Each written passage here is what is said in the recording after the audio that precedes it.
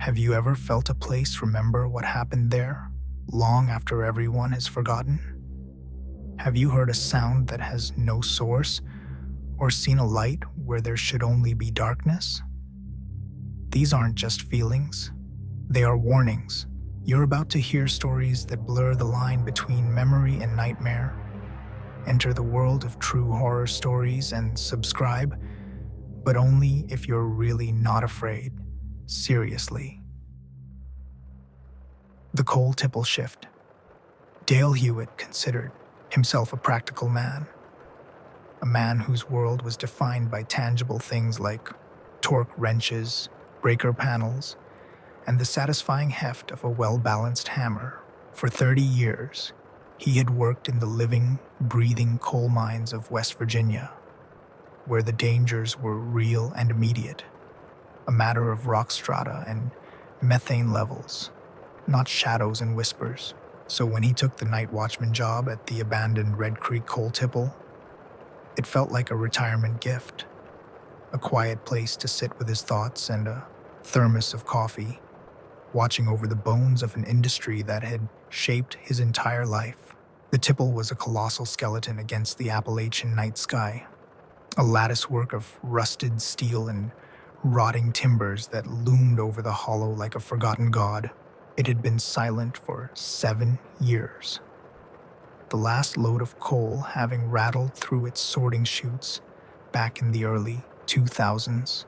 The power lines were cut, the transformers removed, the massive electric motors that drove the conveyor belts seized with rust and neglect.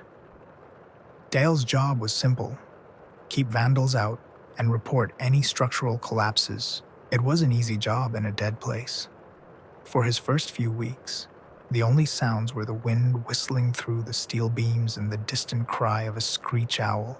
He'd walk the perimeter, the beam of his heavy maglite cutting a clean white cone through the darkness, illuminating faded safety warnings and the graffiti of local kids who had long since grown up and moved away.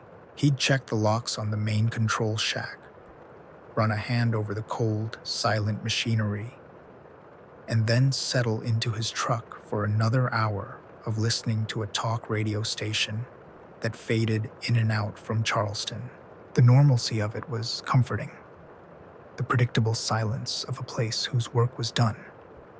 The first anomaly occurred on a Tuesday night in late September, a night so still and quiet you could hear the dew settling on the goldenrod.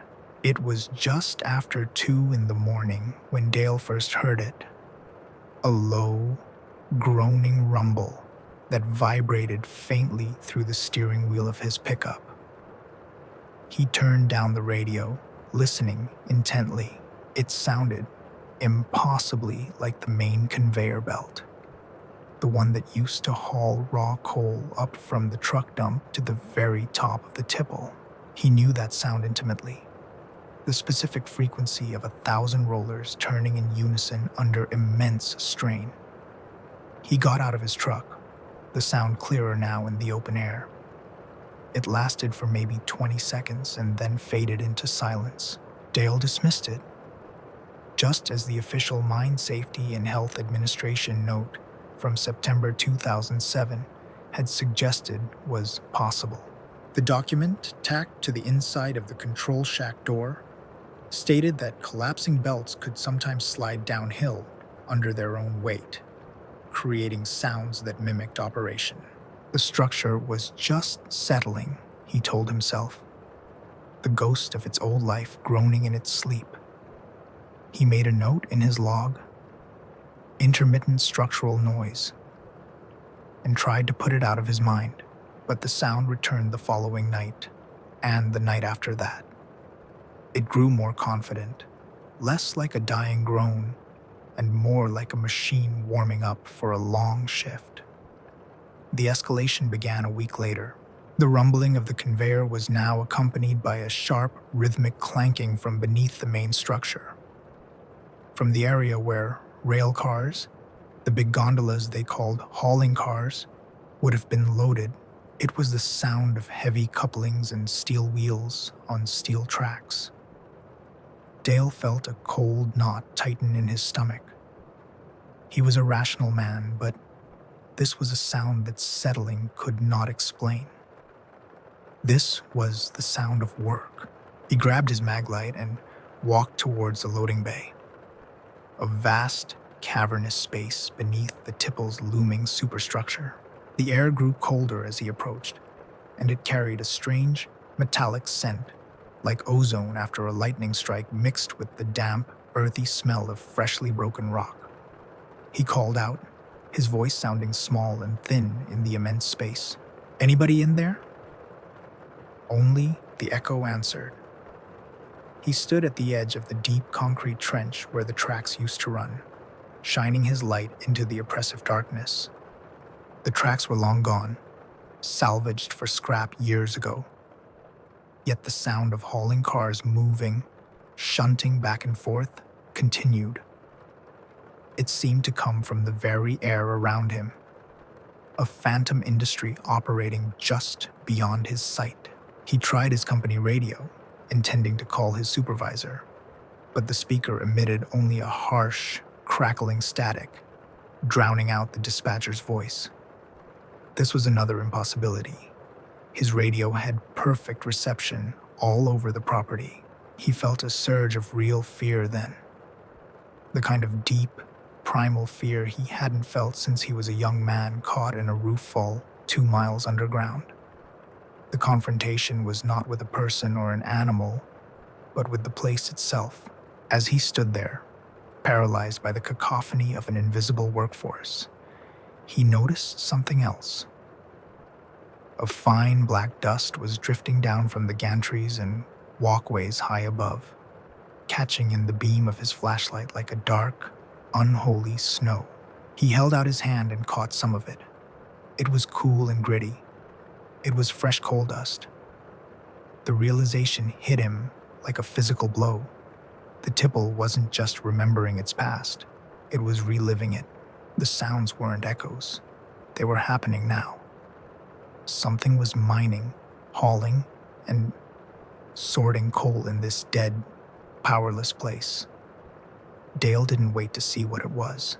He turned and ran, stumbling through the darkness back to the safety of his truck, the phantom sounds of the mine roaring behind him.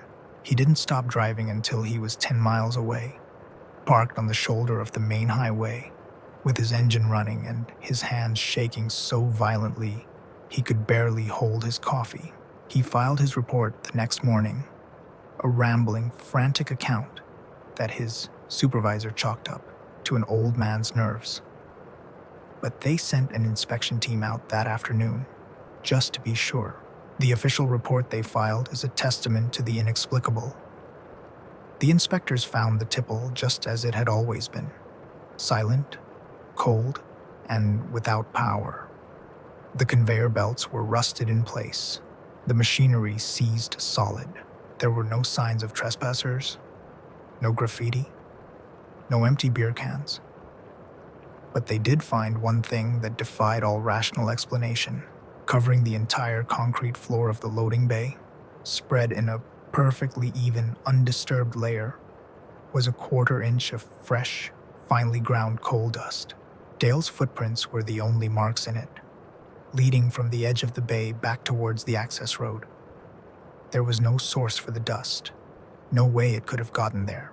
The official explanation in the final incident report noted that collapsing belts could sometimes create operational sounds, a direct quote from the MSHA bulletin, but it offered no theory, no guess, no rationalization for the impossible layer of dust that coated the floor of the dead machine. Dale Hewitt never worked another night shift. He said some places hold on to their work, and you can't get in the way when the whistle blows and the shift begins, not even if the mine and all the men who worked it are long since gone. The disappearing hauler school, Brenda Carlyle believed in the simple, dependable mechanics of a school day. There was a rhythm to it, a comforting predictability in the ringing of the bell, the scrape of chairs, the murmur of children reciting their lessons. As a substitute teacher in the winding hollers of eastern Kentucky, she had seen her share of quirky, underfunded schools. but they all adhered to this same basic pulse. That certainty was shattered on a cold February morning in 1993, a day that began with the promise of snow and ended with a question that would haunt the county for decades. She was assigned to the Blackwood Creek Elementary School, a small, two-room schoolhouse tucked so deep in the mountains that it felt like a relic from another time. It served a handful of families from the surrounding ridges, children who rode the bus for over an hour to get there. Brenda arrived a few minutes after the scheduled start time, her old sedan struggling up the last muddy stretch of road. The first thing she noticed was the silence. It was a profound, unnerving quiet that seemed to suck the sound from the air. The two yellow school buses that should have been idling in the small parking lot were gone, which was normal, but there were no lights on inside the school. No sounds of children's laughter, no teacher's voice from the playground. It was as still as a photograph. She checked her watch. It was 8:15 a.m. The children should have been there for almost an hour. She assumed there had been a snow delay she hadn't been informed about, a common occurrence in these parts. But as she approached the main door, she saw fresh tracks in the thin layer of morning frost covering the steps. Small tracks, the kind made by children's boots. The door was unlocked. She stepped inside, calling out a tentative, "Hello?" Her voice was absorbed by the heavy silence. The entryway was lined with small winter coats hanging neatly on their hooks. A bright red Power Rangers lunchbox sat on a bench next to a half-eaten bag of chips. This was the first true moment of dissonance, the first sign that the world was tilted off its axis. If the children were here, where were they? She moved further into the main classroom, her heart beginning to pound a slow, heavy rhythm against her ribs. The room was immaculate, but starkly, terrifyingly empty. The desks were arranged in neat rows, each with an open textbook and a sharpened pencil laid carefully beside it. On the large green chalkboard at the front of the room, a lesson on long division was written out in perfect cursive. A problem half finished, as if the teacher had been interrupted mid-sentence. A faint smell of chalk dust and floor wax hung in the cold air. She walked down the aisle, her footsteps echoing unnaturally in the stillness. She saw a half-peeled orange on one desk, a carton of milk on another, condensation beading on its side as if it had been taken from a refrigerator only moments ago. But there were no children. There were no teachers. There was no one. A growing panic began to cloud her thoughts. She checked the second classroom, the one for the younger grades, and found the same scene, a tableau of a school day frozen in time. Finger paintings were laid out to dry on newspaper, a tower of wooden blocks stood precariously on a rug, and on the teacher's desk, the county attendance roll for that very day, February 12th, 1993, was open. Brenda's hand trembled as she picked it up. Every single one of the school's 17 students had been marked as present. She fled the building, her mind reeling, and drove to the nearest house with a telephone to call the sheriff. When the deputies arrived, they found exactly what she had described: a school ready for class, filled with all the belongings of its students and staff, but utterly devoid of people. The investigation began immediately. They contacted the bus drivers, who both swore they had dropped the children off that morning, just as they always did. They'd watched them file inside before continuing on their routes. The parents were called, and a wave of hysteria swept through the small community. Search parties were organized, volunteers and law enforcement combing the woods and creek beds around the school, finding nothing, not a footprint, not a scrap of cloth, not a single sign of where 17 children and 2 teachers could have gone. The sheriff's office photographed everything. The empty desks, the coats on their hooks, the half-written lesson on the chalkboard. These photographs, when developed, would only deepen the mystery. They confirmed the emptiness of the school, a perfect, silent stage without its actors. The official theory, the one that made its way into the papers, was a miscommunication during an early dismissal for the impending snowstorm. The county attendance roll, they said, must have been filled out in anticipation of a full day, a common practice in rural schools. Perhaps the teachers had taken the children on an unscheduled field trip, or a parent had picked them all up at once, but none of these explanations held up. No one had seen them leave. No other school in the county had dismissed early. The children and their teachers had simply vanished from inside a locked building between the time the buses left and the time Brenda Carlisle arrived. The school was closed permanently a week later. The parents, haunted by the silence of the place, couldn't bear the thought of sending their other children there. Over the years, the story became a piece of local folklore, a ghost story told to frighten children. But for Brenda, it was never a story. It was the memory of a profound wrongness, of a perfectly normal school day that had been hollowed out, leaving only the shell behind. The county attendance roll from that day is still on file in the courthouse archives, a single sheet of paper that testifies to an impossible fact. 17 children were marked present for a day of school that never happened. They walked into that building and stepped out of the world, leaving behind only their coats, their lunches, and a silence that has never been broken. The Ridge Radio, for Mark Colson, a broadcast technician for a small FM station in eastern Tennessee, the world was a collection of frequencies and waveforms, a landscape of signals that could be measured, modulated, and understood. He spent his days driving up winding mountain roads to service remote transmission towers, places of profound isolation where the only company was the hum of electronics and the wind whipping through the steel lattice. He was a man who believed in the predictable laws of physics. A signal had a source, an interference pattern had a cause, and every ghost in the machine was just a loose connection or a faulty capacitor waiting to be found.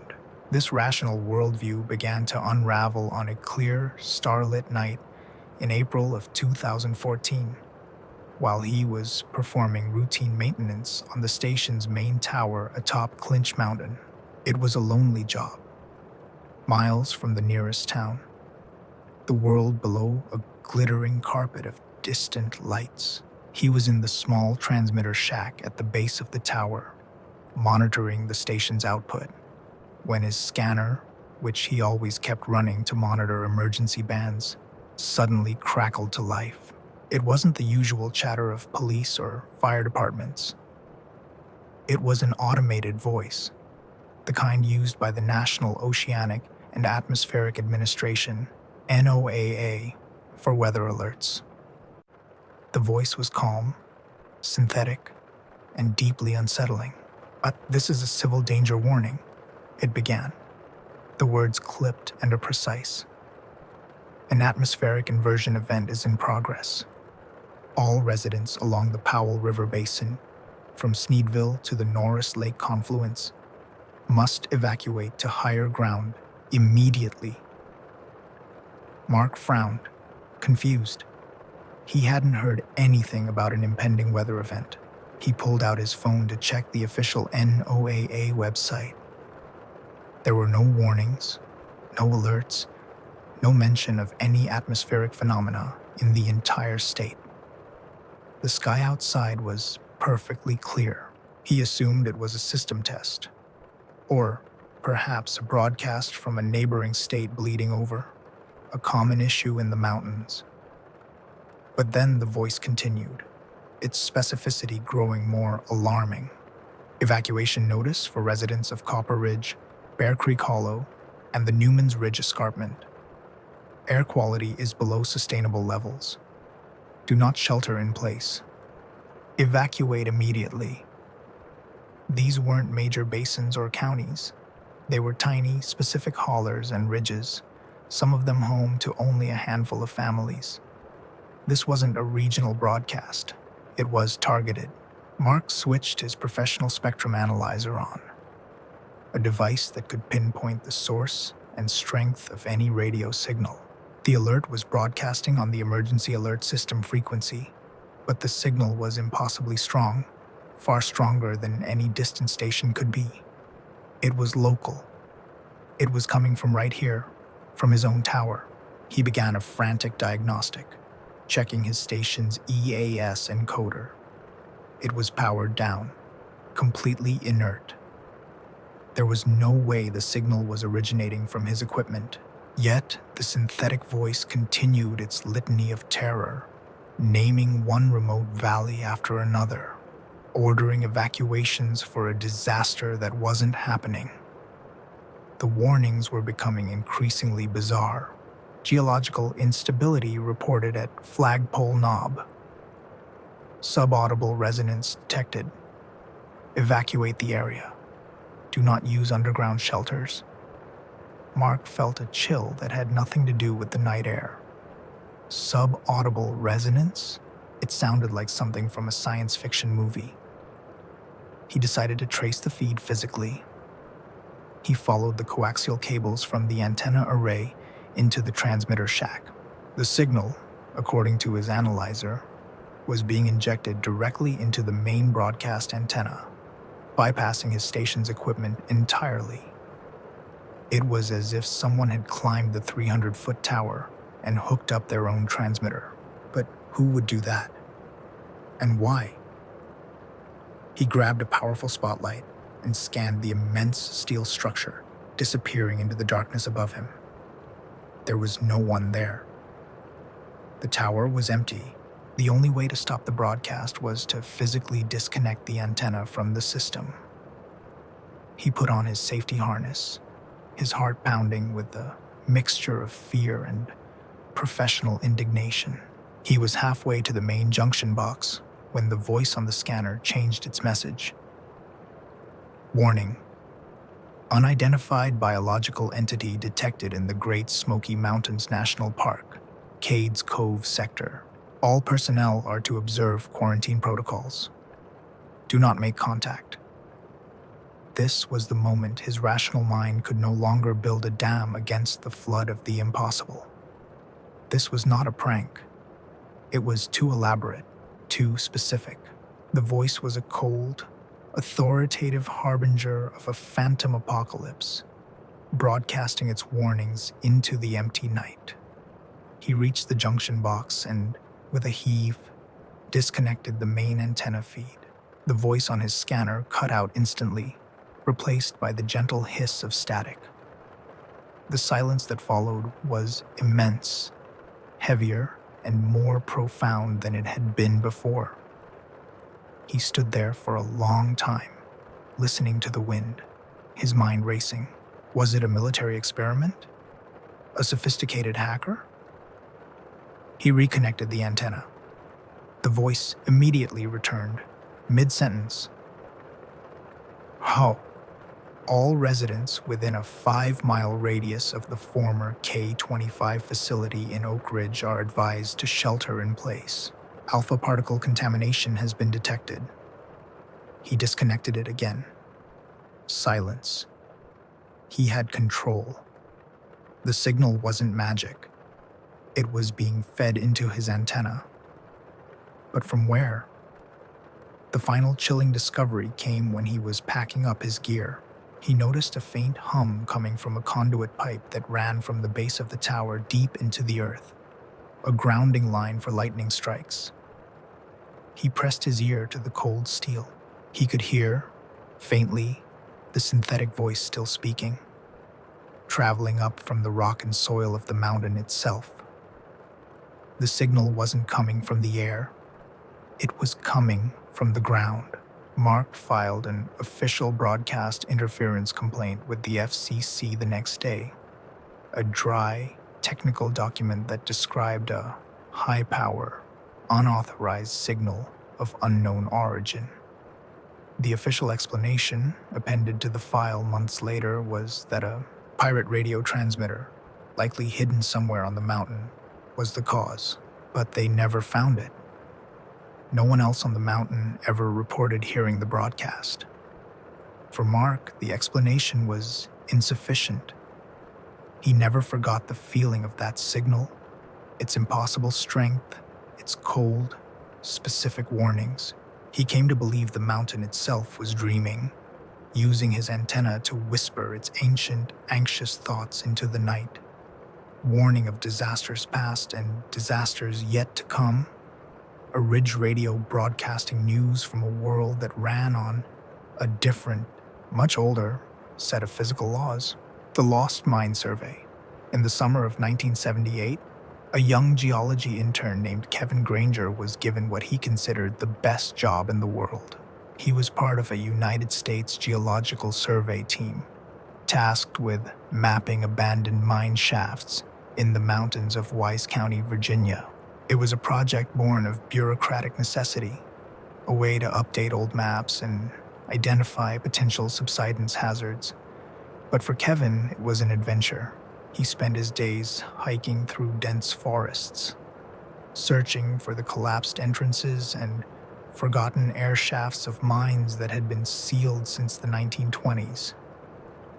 He felt like an archaeologist, uncovering a lost civilization built of coal and timber. His job was to photograph, measure, and document everything he found. Most of the mines were little more than water-filled pits or dangerous collapsed slopes of shale. They were dead places, monuments to a bygone era. But one afternoon in late July, he found something different, something that didn't belong. He was surveying a remote ridge, following a hand-drawn map from a 1919 surveyor's log, when he found the entrance to the old Hemlock Creek mine. The entrance was partially caved in, a dark, narrow opening choked with rhododendron bushes. It looked like all the others, forgotten and reclaimed by the mountain.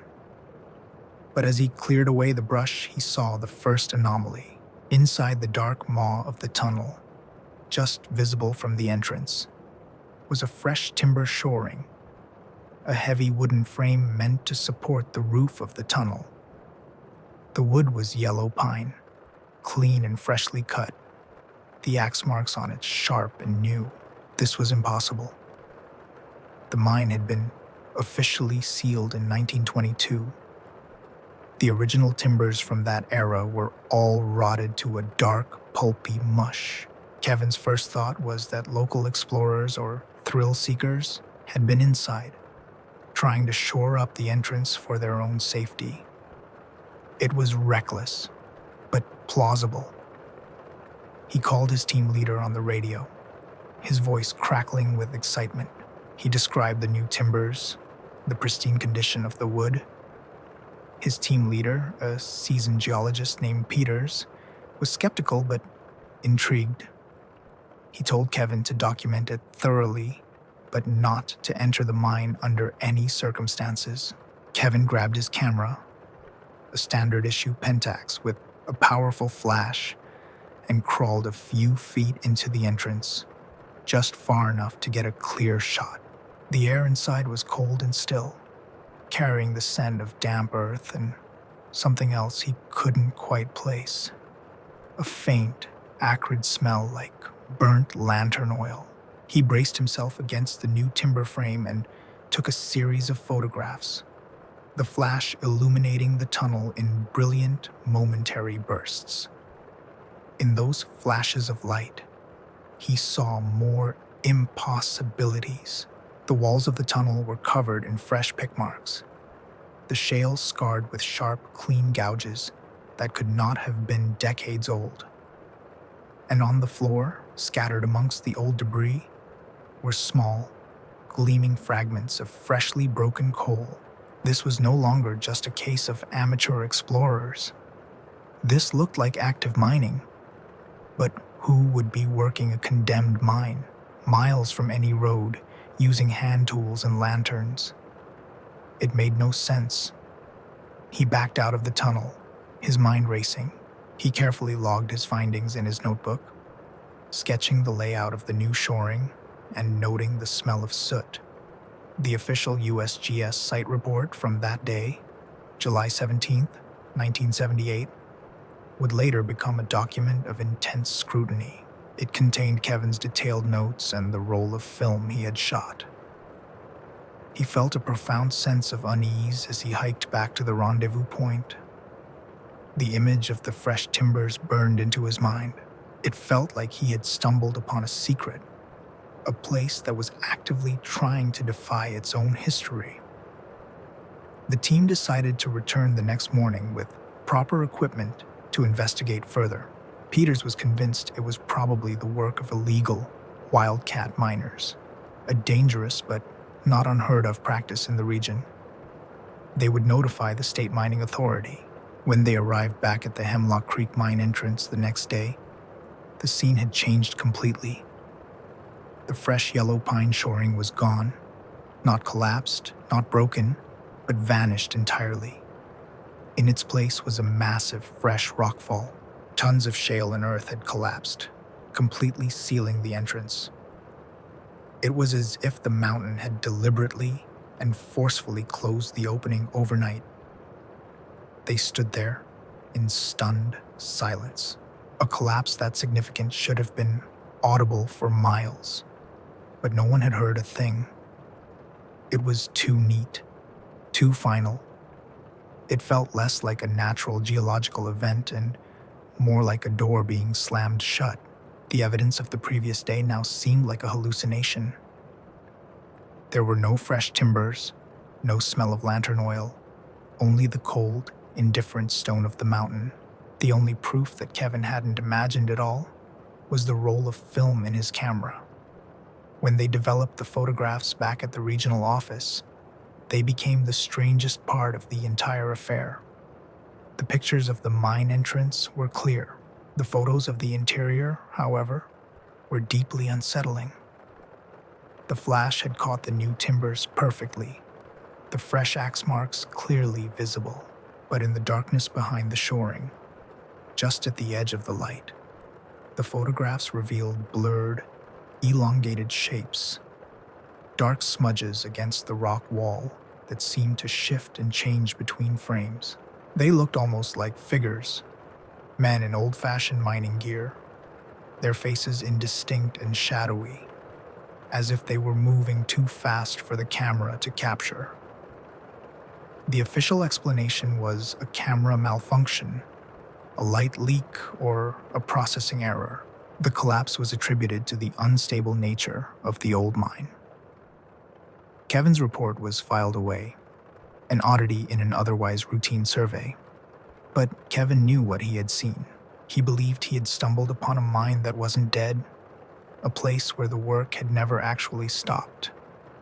The mountain had shown him a glimpse of its secret life, and when it realized it had been seen, it had sealed the door forever. He left the USGS at the end of that summer, haunted by the feeling that some places are not meant to be mapped or understood, and that the ghosts of the mountains are still down there in the dark, working a seam that never runs out. The rest area, lights for a long-haul trucker like Stan Miller. The interstate was a river of light and sound, a predictable current that carried him from one city to the next. He had spent 20 years navigating this river, and the rest areas that dotted its banks were his safe harbors, islands of light and coffee in the vast, dark ocean of the American night. He knew every one of them on his route from Florida to Ohio. The good ones with clean bathrooms, and the bad ones where you locked your doors tight. The rest area on I-77, just north of Beckley, West Virginia, was one of the good ones. It was modern, well lit, and usually had a state trooper's car parked discreetly in the back. But on a cold, moonless night in October of 2002, this familiar harbor became a place of profound and terrifying mystery. Stan was an hour ahead of schedule, his rig humming smoothly through the rolling Appalachian hills. He decided to pull into the Beckley rest area for a quick nap, a 45-minute refresh that would keep him sharp for the final leg of his journey. As he took the exit ramp, he was struck by how bright the rest area was. Every single light in the place was on. The tall, sodium vapor lamps casting a brilliant, shadowless orange glow over the entire facility, from the picnic shelters to the vending machines. The second thing he noticed was the emptiness. There were no other trucks in the sprawling commercial vehicle lot. There were no cars in the passenger vehicle section. The place was fully lit, fully operational, but utterly deserted. It was just after 3 a.m., so a lull was possible, but a complete absence of vehicles was strange. It felt like a stage set waiting for the actors to arrive. He shrugged it off, chalking it up to the odd rhythms of the highway. He backed his rig into his favorite spot at the far end of the lot, the spot with the clearest view of the exit ramp. He killed the engine, the sudden silence amplifying the hum of the lights outside. Before settling in for his nap, he decided to stretch his legs. He stepped down from the cab, the cool night air, a welcome relief after hours of recycled truck air. He walked towards the main building, his boots crunching on the clean asphalt. The building was open, the lights on inside, but a quick glance through the glass doors revealed no one, no attendant, no other travelers. It was this detail that finally triggered a sense of deep unease in Stan's gut. The place wasn't just empty, it felt sterile, abandoned in a hurry. He felt a sudden, inexplicable feeling of being watched, the kind of primal instinct that makes the hair on your arms stand up. He scanned the tree line that bordered the property, the dark woods that pressed in on this small island of artificial daylight. He saw nothing, heard nothing but the buzz of the overhead lamps. He decided to skip his walk, the urge for a nap suddenly replaced by a pressing need to get back on the road. The clean, bright, empty rest area now felt deeply menacing. He turned back towards his truck, and this is where the official record, the one pieced together from a West Virginia Department of Transportation security camera, becomes so chilling. The camera, mounted on a pole overlooking the truck lot, recorded everything in grainy, time-lapsed footage. The footage shows Stan's truck pulling in and parking at 3:12 a.m. It shows him stepping out of the cab and walking a few paces towards the main building. He stops, looks around, and then turns back towards his truck. And then, between one frame and the next, he simply vanishes. He doesn't walk out of the frame. He doesn't run into the woods. One moment, he is there, a solid figure under the orange lights, and the next moment, he is gone. The space where he stood is empty. There is no flash of light, no disturbance, just an instantaneous and complete absence. The security footage continues. For the next 6 hours, Stan's truck remains parked and silent, its running lights off. The rest area stays brightly lit and completely empty. No other vehicles enter or exit. At 9:20 a.m., a state trooper on routine patrol notices the truck, runs the plates, and sees that it has been stationary for far too long. He approaches the cab, finds it empty, the driver's door unlocked, Stan's wallet and logbook sitting on the passenger seat. Stan's thermos of coffee is still warm on the floor. An investigation was launched, but it went nowhere. Stan Miller had no reason to disappear. He had a family, a stable job, no financial troubles, no known enemies. His colleagues described him as one of the most reliable drivers in the fleet. The search of the surrounding woods turned up nothing. The security footage was sent to experts who confirmed it hadn't been tampered with. It was just a clean, inexplicable event. The official theory, the one that allowed the case to be closed, was that Stan had experienced a micro-sleep, a brief blackout common among long-haul drivers. They speculated that he had wandered off into the woods in a disoriented state and succumbed to the elements. But this didn't explain why he vanished from the middle of a brightly lit, open parking lot on camera. It didn't explain why his truck was left running for a short time after he parked and then mysteriously shut off. The evidence tag on the case file is for that West Virginia DOT footage, a silent, grainy tape that shows a man being erased from existence. For other truckers who knew the story, the Beckley rest area became a place to be avoided after dark. They would talk about it in low voices over CB radios, calling it the empty lot or the disappearing place. They said that sometimes the lights there burn a little too bright, and that if you pull in and find it completely empty, you should never, ever get out of your truck. You should just put it in gear and drive away before the place decides to make you a permanent resident. The Mountain Tunnel. The Big Bend Tunnel in West Virginia is a place steeped in legend and folklore. A 1.25 mile long bore of brick and stone that cuts through the heart of a mountain. It's the place where the legend of the steel-driving man John Henry was born.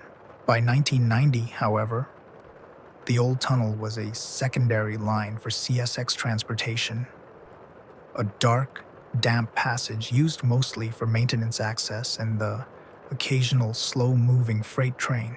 The real work of the railroad now happened in the newer, more modern tunnel that ran parallel to it. This made the job of a rail worker like Frank Bell a quiet and often solitary one. Frank was part of a track inspection crew, and in March of that year, his task was to walk the length of the old Big Bend Tunnel, checking for water damage and loose track spikes. It was a routine job, something he had done a dozen times before. The work was simple: walk in one end, walk out the other, and make notes in a logbook. His crew had finished their work for the day and had already left the site, their vehicles bouncing back down the gravel access road. Frank had stayed behind to do one final walkthrough, a personal habit of his, a way to double-check their work. He entered the west portal of the tunnel just as dusk was settling over the mountains, the air growing cool and heavy with the smell of damp earth and creosote. The tunnel was a place of profound sensory deprivation. As he walked deeper inside, the daylight behind him shrank to a tiny, distant pinprick, and the world was reduced to the narrow beam of his headlamp and the crunch of his boots on the gravel ballast. The silence was absolute, a heavy, pressing weight that seemed to have a physical presence. It was in this oppressive silence that he first heard the sound. It was the distinct, rhythmic clang of a hammer striking steel. Clang, clang, clang. It was the sound of a man driving a track spike. Frank stopped, listening intently. The sound was coming from deep within the tunnel, far ahead of him in the darkness. He knew for a fact that his crew was gone. There was no one else scheduled to be in the tunnel. His first thought was that one of his men, maybe young Jimmy, had forgotten a tool and come back for it. He called out, "Jimmy, is that you down there?" The only answer was the echo of his own voice, followed by the steady, deliberate rhythm of the hammering. Clang, clang, clang. He started walking again, faster this time, his headlamp beam bouncing off the damp, curved brick walls. The sound grew louder as he moved deeper into the mountain's core. It was a strong, steady strike, the work of someone who knew exactly what they were doing. A chill began to work its way up his spine. The air in the tunnel seemed to grow colder, and a strange, low hum vibrated through the rails beneath his feet. He checked his watch and Out of a habit he couldn't explain, he noted the time in his CSX maintenance log. 6:45 p.m.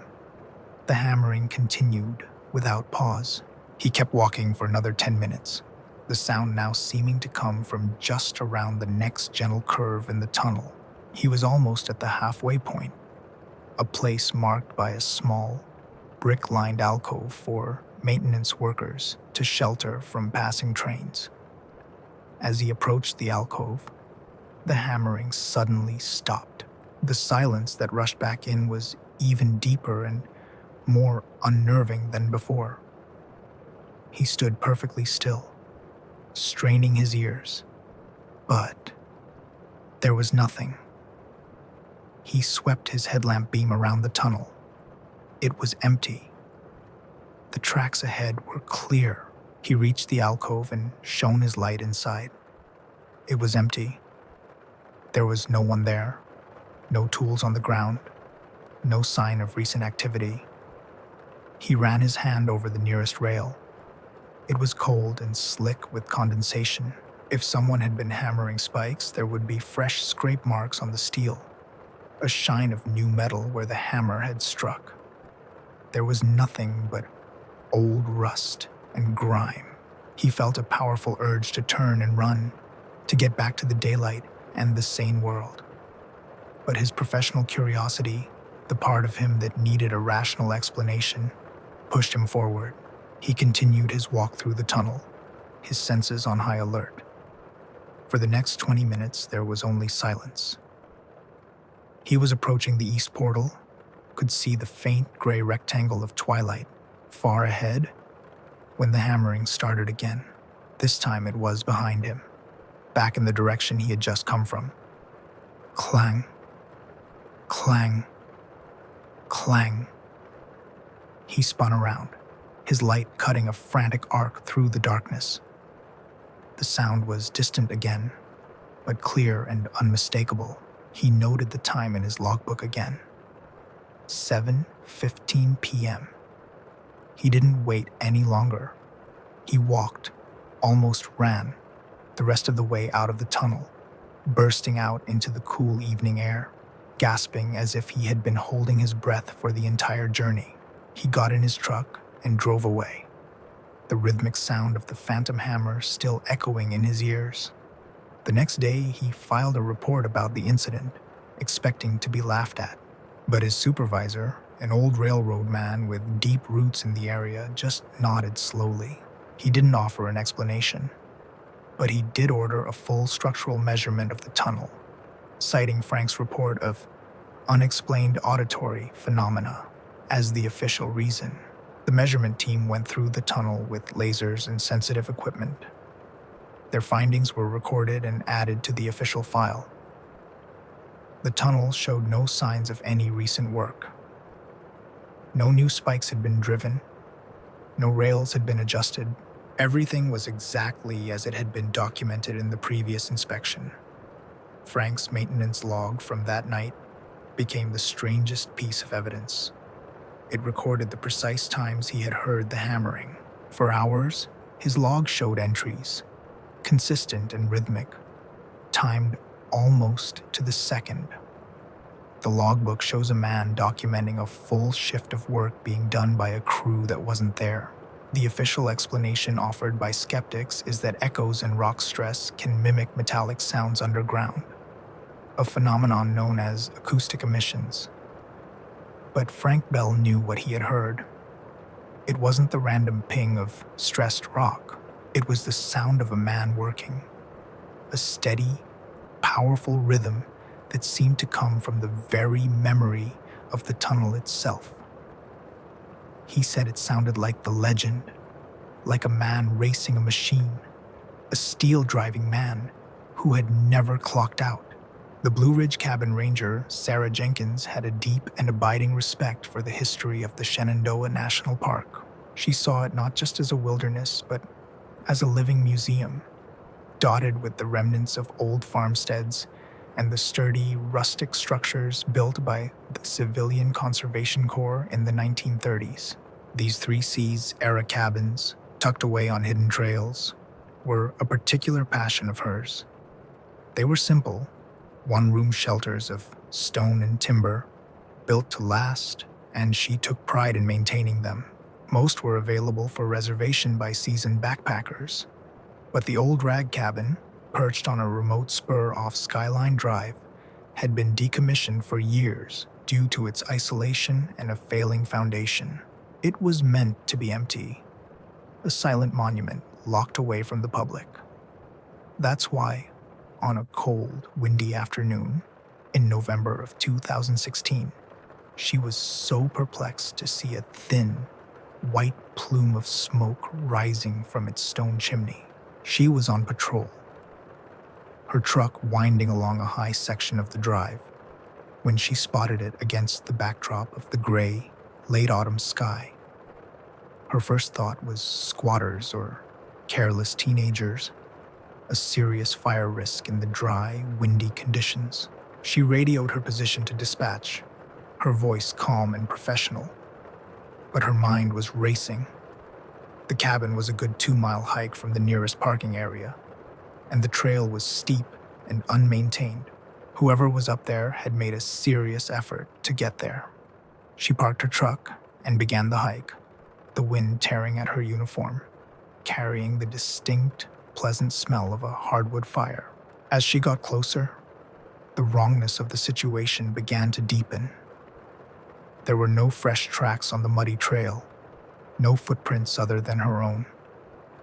The forest was quiet. No voices, no laughter, just the sound of the wind in the bare trees. She arrived at the small clearing where the cabin stood, a solid, lonely structure against the turbulent sky. The smoke was still curling lazily from the chimney, but the place was otherwise silent. The windows were dark, and the heavy wooden door was secured with a large, rust-streaked padlock, the official National Park Service lock that she herself had put on it months ago. She stared at the lock, then back at the smoke. It was an impossible contradiction.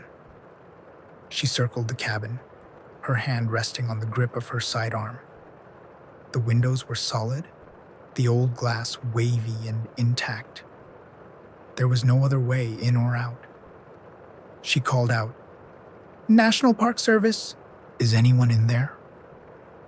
Her voice was snatched away by the wind. There was no reply.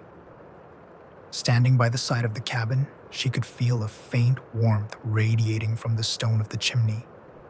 The fire was real. Following protocol, she radioed for a supervisor and permission to force entry.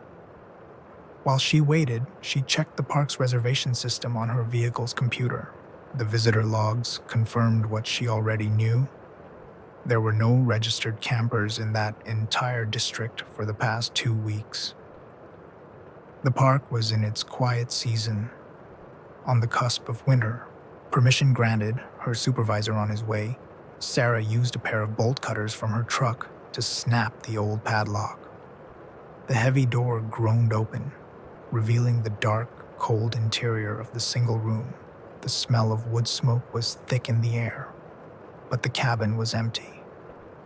She stepped inside, her flashlight beam cutting through the gloom. There were 2 simple wooden bunks, a small table, and the large stone fireplace that dominated the far wall. She walked over to the fireplace, her heart pounding. It was warm to the touch.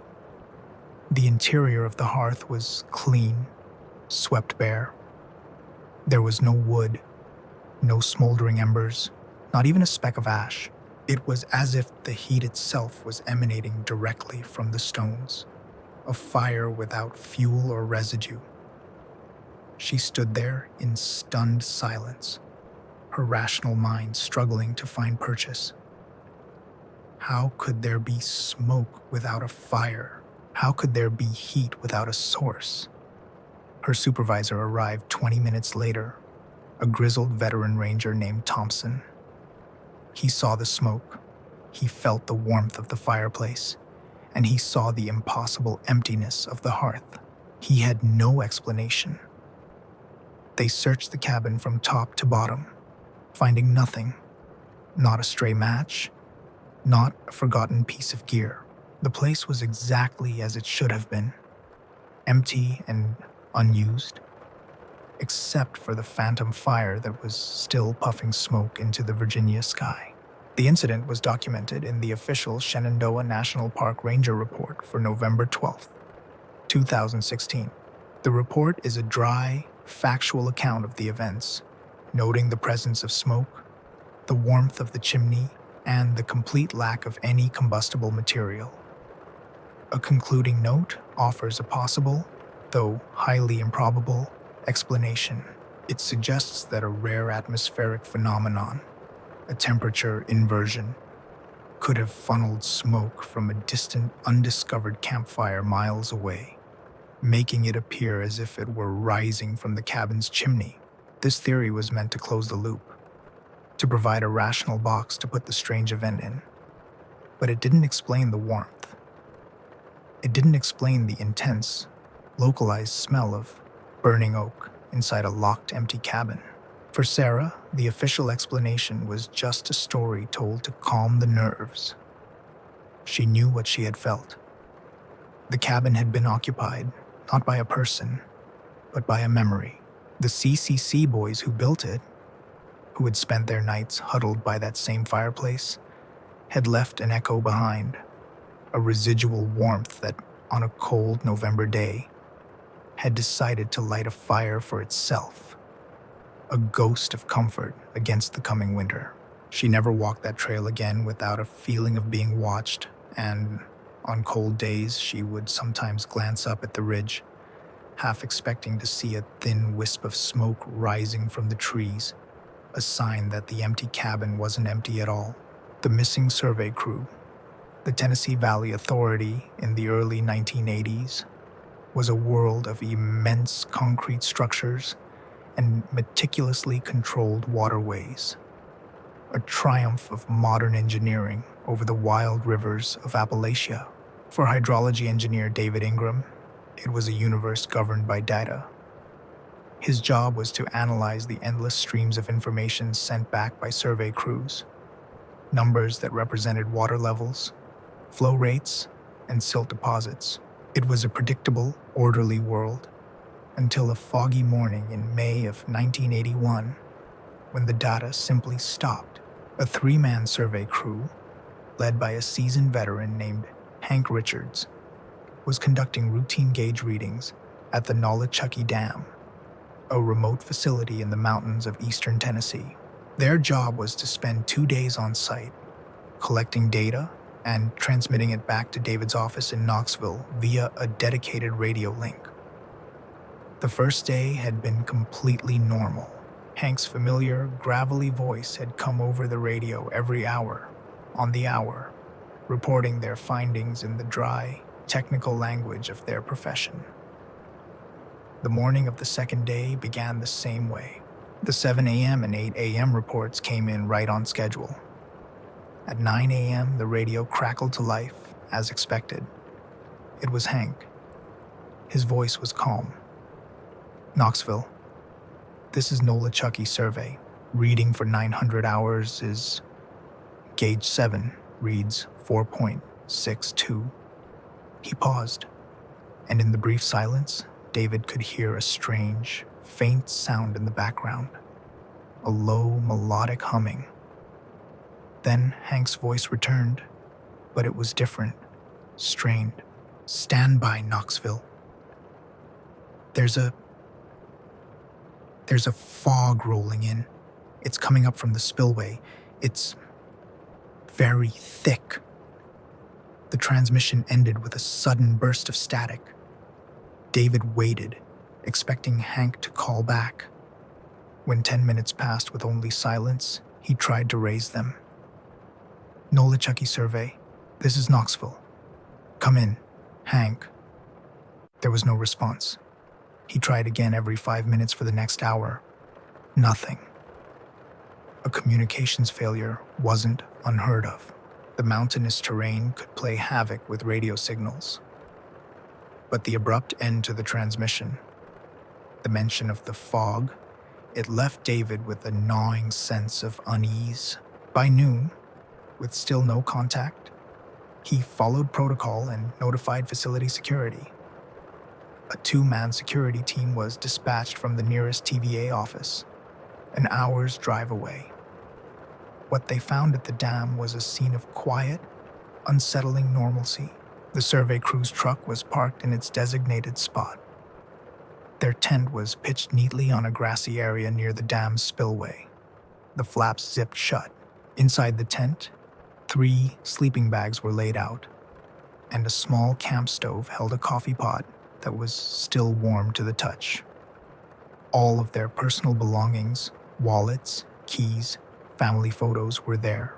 All of their sensitive and expensive survey equipment was laid out carefully on a tarp, ready for the day's work. The crew's logbook was open, the 8 a.m. reading recorded in Hank's neat handwriting. The 9 a.m. entry was started, but the numbers trailed off into an illegible scrawl. There was no sign of a struggle, no indication of an accident.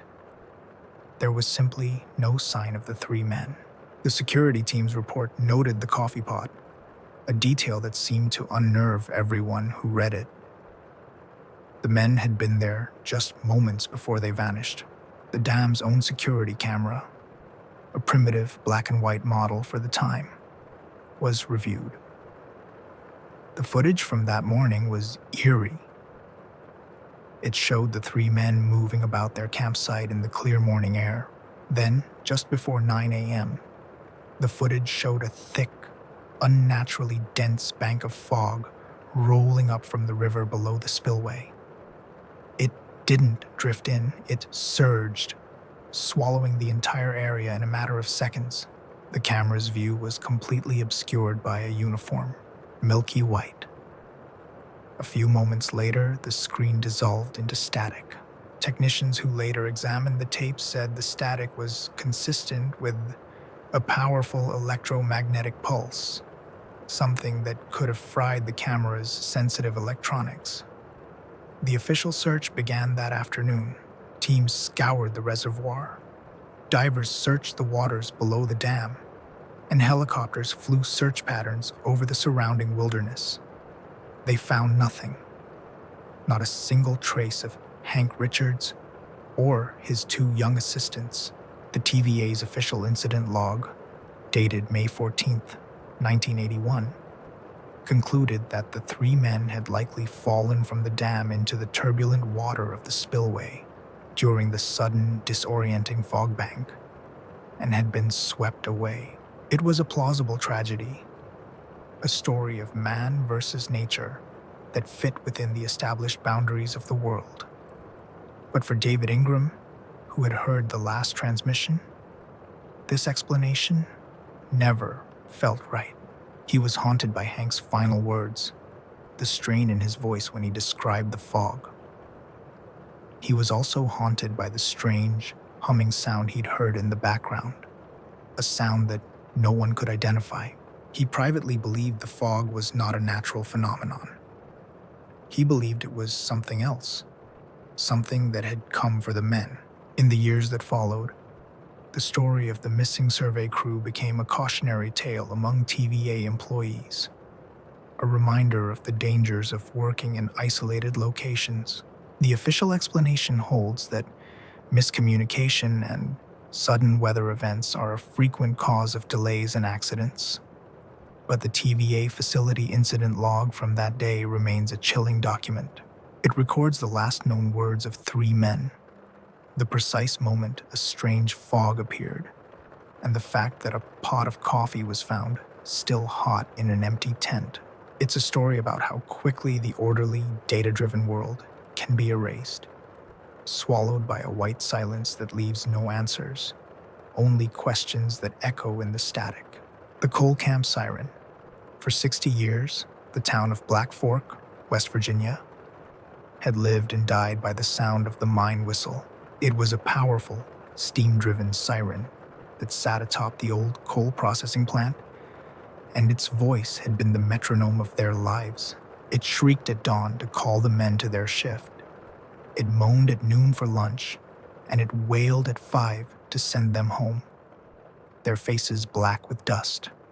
But the mine had closed in 1985, and the whistle had fallen silent. The processing plant was a rusted ruin, and the town of Black Fork had slowly withered, leaving behind only a handful of residents, mostly retired miners like Earl Thompson, who were too stubborn or too rooted to leave. Earl lived in a small company house just across the valley from the silent mine, and its skeletal form was the first thing he saw every morning and the last thing he saw every night. In August of 1999, on a hot, still evening when the air was thick with the sound of cicadas, Earl heard a sound that should not have been possible. It was the mine whistle. It was a long, mournful blast that echoed through the valley, the same sound that had signaled the end of the day shift for his entire working life. He froze on his porch swing, the hairs on his neck standing up. He looked at the clock on his wall. It was just after dusk, not a time the whistle would have ever blown. He thought he was imagining it, a phantom sound dredged up from a lifetime of memory. He dismissed it as his mind playing tricks, the way an amputee sometimes feels an itch in a limb that's long gone. But his neighbor, a widow named Marybeth, called him on the phone a few minutes later, her voice trembling. "Earl, did you hear that? Did you hear the whistle?" They weren't imagining it. The sound had been real. The next evening, it happened again, at the exact same time. As the last light faded from the sky, the whistle blew, a single, solitary blast that rolled through the hills and faded into an unnerving silence. This time, Earl was ready. He stood on his porch, staring at the silhouette of the processing plant, and he heard it with his own ears, clear as day. The sound was thinner than he remembered, weaker, like a ghost trying to shout. The third night, the calls started flooding the county's emergency services dispatch. People from all over the valley were reporting it. They were confused, and some were frightened. The sound of the mine whistle had often been used to signal a disaster, a cave-in, or a fire. And for the older residents, the sound was hardwired to a sense of dread. The county sheriff, a young man who had no memory of the mine when it was operational, drove out to investigate. He met Earl at the locked gate of the old mine property. Together, they walked up the overgrown road to the processing plant, their flashlight beams cutting through the gathering dark. The plant was a derelict shell, its windows shattered, its corrugated metal walls bleeding rust. They climbed the rickety iron stairs to the roof, to the base of the massive whistle stack. What they found should have made the sound impossible. The whistle itself was a solid mass of rust, its brass bell pitted and green with corrosion. The valve that would have fed it steam from the long-dead boilers was not just closed. It had been welded shut years ago by the salvage company that had stripped the plant of its valuable equipment, and the steam pipes themselves were cold and empty, disconnected from a boiler that had long since been cut up and hauled away for scrap. There was no power, no steam, no mechanical way for the siren to make a sound. The sheriff ran his hand over the welded valve, a look of profound disbelief on his face. "Well, Earl," he said, his voice quiet, "I don't know what to tell you. This thing can't have made a sound as if on cue." As the last sliver of sun disappeared behind the western ridge, the whistle blew. It wasn't a loud blast this time, but a soft, wheezing sigh that seemed to come from the very metal of the stack itself. They were standing right next to it, and they could feel the vibration in the soles of their boots. It was a tired, sorrowful sound, the last breath of a dying giant. They scrambled down from the roof, their flashlights shaking. The sheriff made his report, a document that still exists in the county call log archives from August 1999. It officially attributes the sounds to a trick of the valley winds, which can sometimes replicate industrial tones as they pass over the ridges. It was a rational explanation for an irrational event, a way to close the file. But Earl Thompson knew what he had heard. He believed the mine was remembering.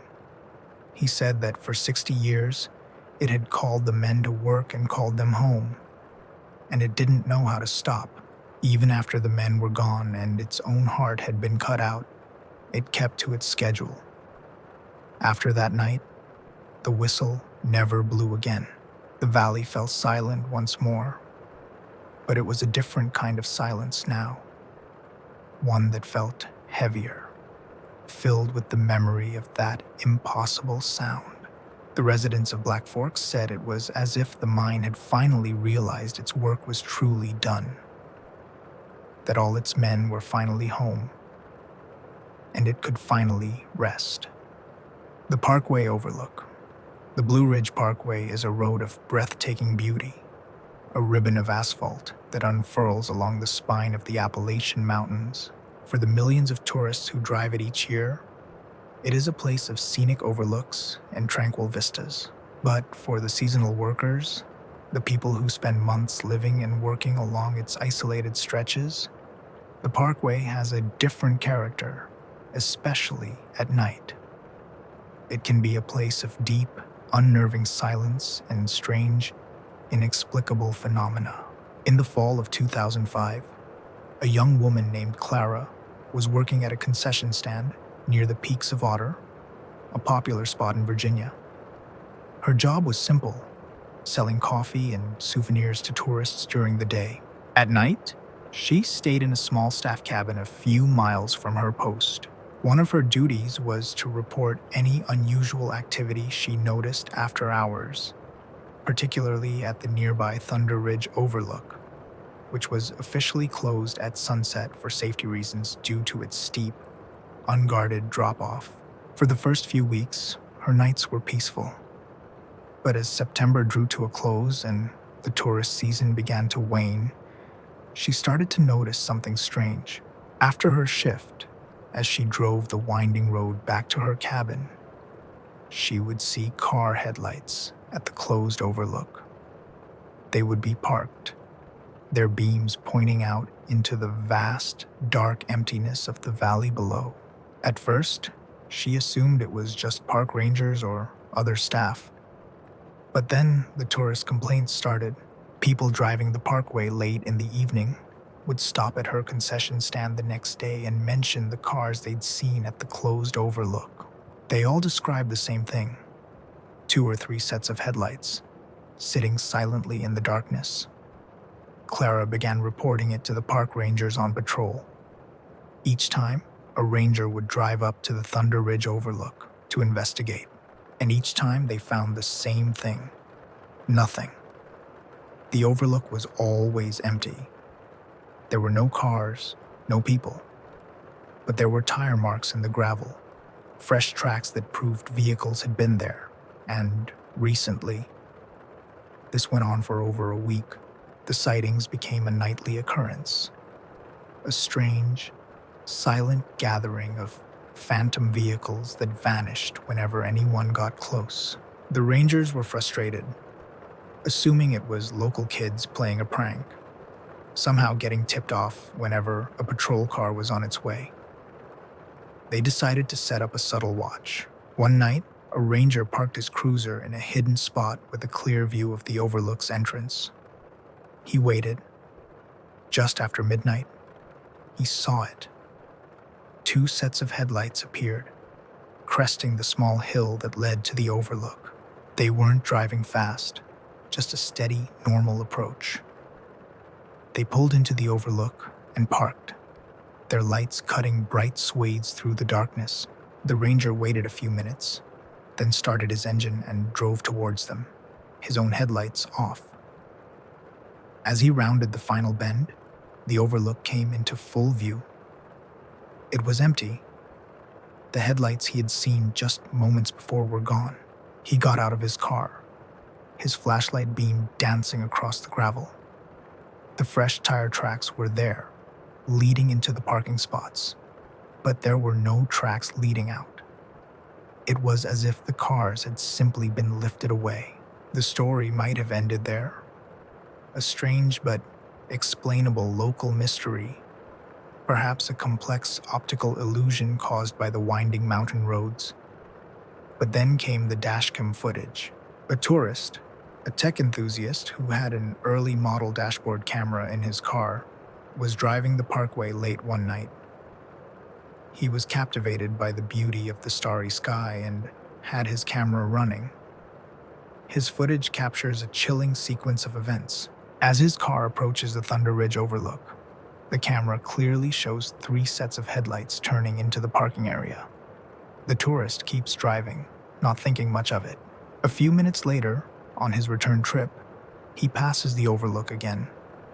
His camera now shows the overlook is completely empty. When he later reviewed the footage, he noticed something impossible. The headlights he had filmed were not attached to any visible vehicles. The footage showed the bright, distinct orbs of light moving and turning as if they were car headlights. But the darkness around them was absolute. There were no reflections off windshields, no glint of chrome, no dark shapes of car bodies. There were only the lights, moving with purpose and intelligence, detached from any physical source. He turned the footage over to the National Park Service. The official NPS patrol log for September 2005 documents the incident, noting the multiple sightings and the anomalous video evidence. The official explanation proposed was that atmospheric conditions, perhaps pockets of swamp gas or some form of ball lightning, could create such phenomena. Another theory suggested that the lights were an optical illusion, a reflection of cars on a lower, unseen section of the road being projected onto the overlook by the unique topography. But none of these theories could account for the fresh tire tracks that were found each time, physical proof that something solid had been there. For Clara and the other seasonal workers, the explanation was simpler and far more unsettling. They believed the overlook was a waiting place. The lights, they said, belonged to spectral travelers, spirits of the parkway who would pull over to admire the view one last time before continuing on their journey into the endless valley of night. They were harmless, they said, as long as you didn't disturb them. Just keep driving and don't stare too long into the lights. The flooded church. In the rolling cave-riddled landscape of south-central Kentucky, water is a fickle and mysterious thing. It disappears into the ground only to re-emerge miles away, flowing through a vast, unseen network of subterranean rivers. For Jedediah. Jed Stone, the part-time maintenance worker for the Little Hope Baptist Church, this was just a fact of life. He'd spent his whole life in karst country and understood its unpredictable nature.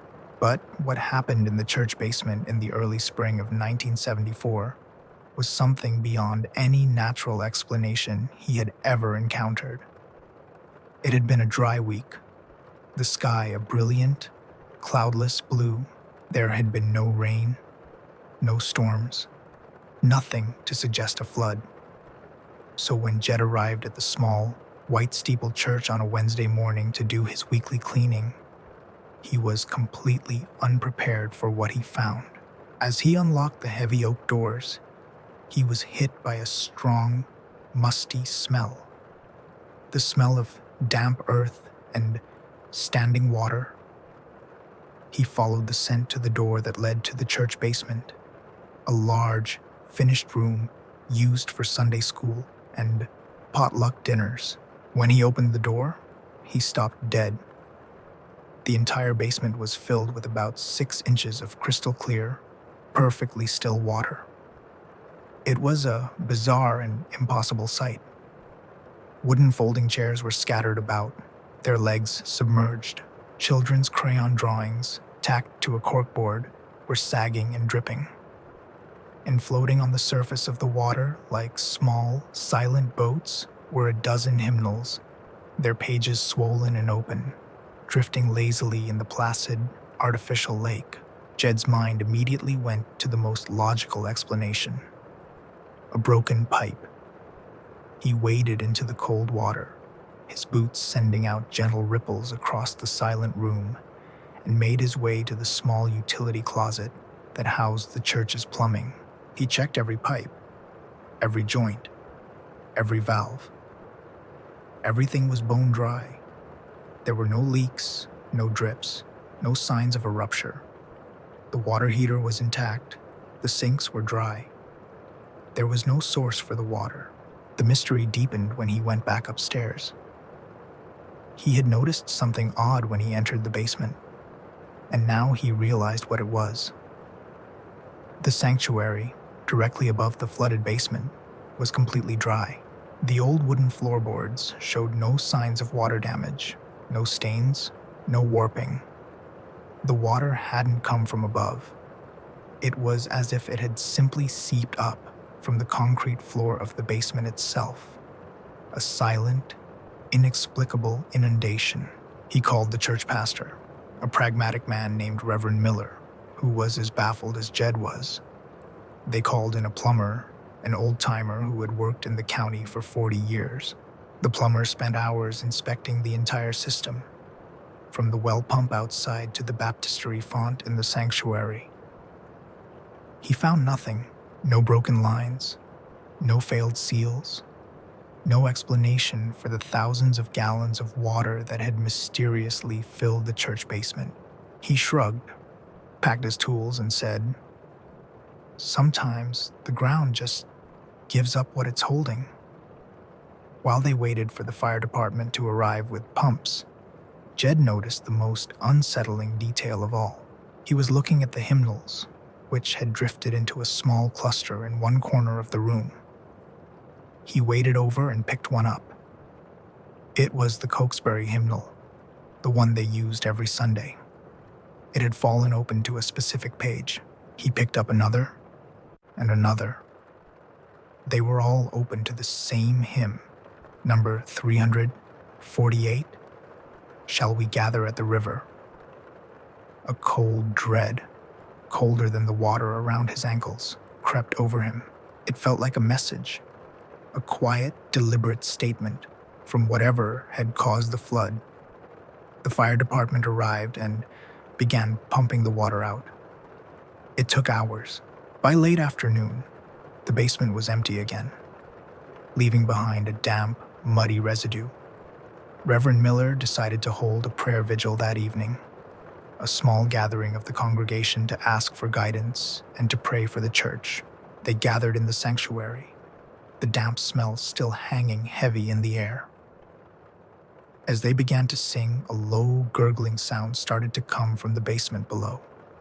They stopped, listening in silence. The sound grew louder, the distinct noise of a powerful drain pulling water away. Jed and the Reverend rushed to the basement door. The floor was now almost completely dry. The water was vanishing as mysteriously as it had appeared, sucked back into the ground through unseen fissures in the concrete. The official note from the county building inspector, filed the next day, cited a probable karst spring surge as the cause, a known if rare phenomenon in the region where underground water pressure can force water up through foundations. It was a plausible, scientific explanation, but it was an explanation that didn't account for the hymnals. It didn't explain why a natural spring surge would arrange a dozen books to the same page.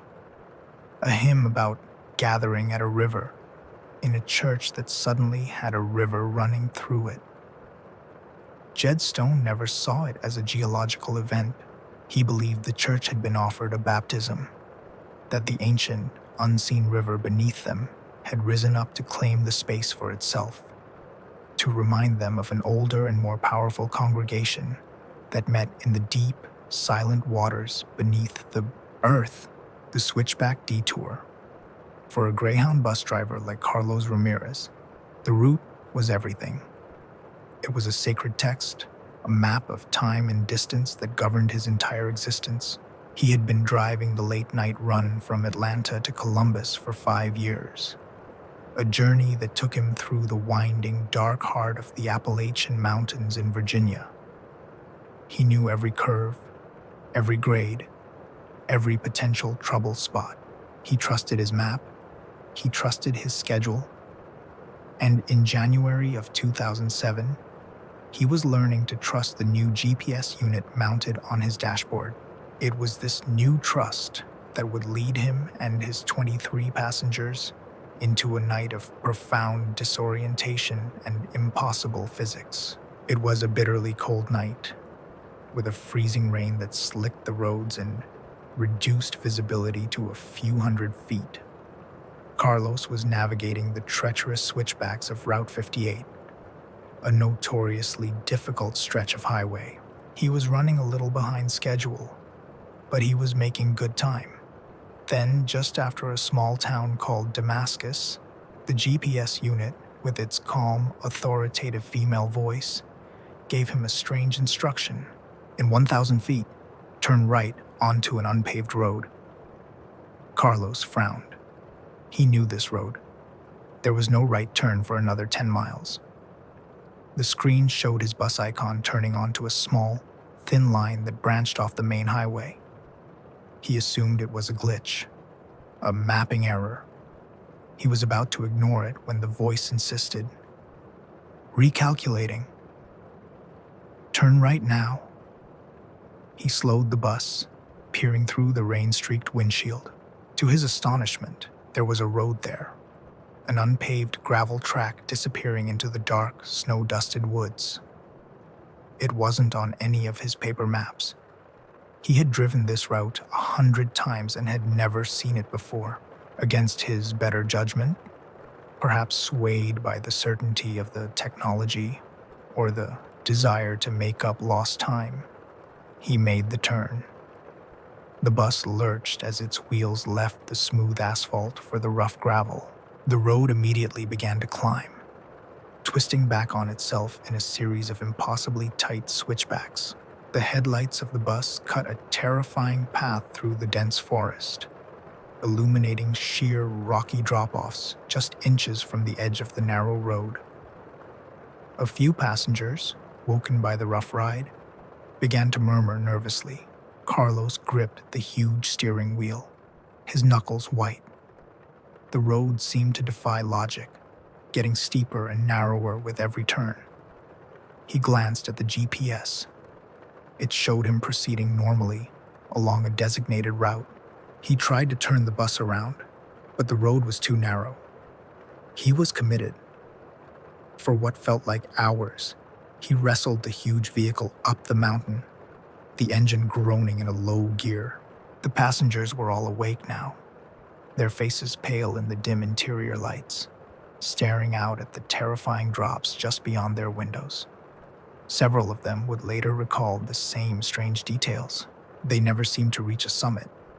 The bus just kept climbing, and the headlights seemed to reflect off of things that weren't there. Strange, sharp angles in the trees and an oppressive sense of being watched from the darkness beyond the lights. The most unsettling part was the fuel gauge. Carlos had been watching it nervously, sure that the strenuous climb would be draining the tank. But the needle hadn't moved. It remained stubbornly, impossibly on full. Dawn finally came, a weak, gray light that filtered through the trees. And as the light grew, the road began to level out. Ahead, Carlos saw the welcome sight of a paved highway. He pulled the bus onto the shoulder, his body trembling with exhaustion and adrenaline. He looked back. The unpaved road he had just exited was gone. There was only a dense, impenetrable wall of trees. He looked at the highway signs. They were on Route 16, a full 60 miles north of where they should have been. They had been transported, somehow, across an entire mountain range. He checked the bus's trip computer and his own log. According to the clock, only an hour had passed since he'd made that fateful turn, but it had felt like an entire night. and the fuel gauge still read full. Not a single drop of diesel had been consumed during the impossible, hours-long climb. The dispatch log from that night, filed by Greyhound, is a bizarre document. It notes the bus's unexplained deviation from its route, the impossible fuel consumption data, and the collective, terrified testimony of the passengers. They all describe the endless winding road and the feeling of being lost in a place that shouldn't exist. The official explanation, appended to the report, blames a rare and severe GPS mapping error, a so-called ghost road that can sometimes appear in digital maps of remote areas. It was theorized that Carlos, disoriented by the bad weather, had accidentally turned onto an old logging trail and had become lost, his sense of time distorted by stress. This theory, however, could not explain the fuel gauge. It could not explain how the bus had traversed 60 miles of mountainous terrain without using a single gallon of diesel. For Carlos Ramirez, the event shattered his belief in the predictable world. He believed he had driven his bus off the map, onto a road that appears only on certain nights, under certain conditions. A road that doesn't care about the laws of physics or the consumption of fuel. A road that takes you where it wants you to go. And if you're lucky, it eventually lets you go. He quit driving buses a month later, unable to shake the feeling that the world was threaded with secret paths and wrong turns, and that his GPS might, at any moment, try to take him down one again. The Mill River Siren, the Old Dan River textile mill in North Carolina, had been the heart of the town for over a century. A sprawling brick behemoth on the banks of the river. Its looms had woven miles of fabric, and its rhythms had dictated the lives of generations. But by 2011, the mill was silent, a casualty of a changing economy. The machinery was gone. The windows were boarded up. And the only person who walked its cavernous floors was a security guard named Marcus Thorne. Marcus was a young man, saving up for college, and the job was perfect for him. It was quiet, solitary work, mostly consisting of walking the perimeter and making sure the local kids didn't try to break in. The mill was a dead place, filled only with dust motes dancing in the beams of his flashlight, and the echoes of its own industrial past. One of the few pieces of functional equipment left was an old water wheel alarm system. It was a simple, ingenious device from the early days of the mill. If the sluice gate that controlled water flow to the massive, long-stilled water wheel were to open, the turning of the wheel would trigger a loud, clanging alarm bell in the security office. It was a fail-safe against flooding, but the sluice gate had been welded shut for at least a decade, and the river level was low. The alarm was a relic, a ghost in a system that no longer existed. On a dry, moonless night in June, the alarm went off. The bell in the small security shack near the main gate began to clang violently, a frantic, rusty sound that shattered the night's silence. Marcus nearly jumped out of his skin. He grabbed his flashlight and his radio, his heart pounding. He called his supervisor, who told him it had to be a faulty sensor, probably a rat chewing on a wire. He instructed Marcus to go to the wheelhouse and manually reset the alarm. The wheelhouse was at the far end of the complex, a dark, damp stone building that straddled the canal leading from the river. As Marcus approached, he could hear the faint, groaning creak of heavy, waterlogged timber. He shone his flashlight through the doorway. The massive water wheel, 20 feet in diameter, was turning. It was moving slowly, ponderously, its huge paddles dripping with water, but it was unmistakably in motion. This was impossible. The sluice gate was sealed. There was no water flowing through the canal. He forced his way into the control room next to the wheel, a small space filled with huge, rusted levers and gauges. He located the alarm override. and silenced the clanging bell.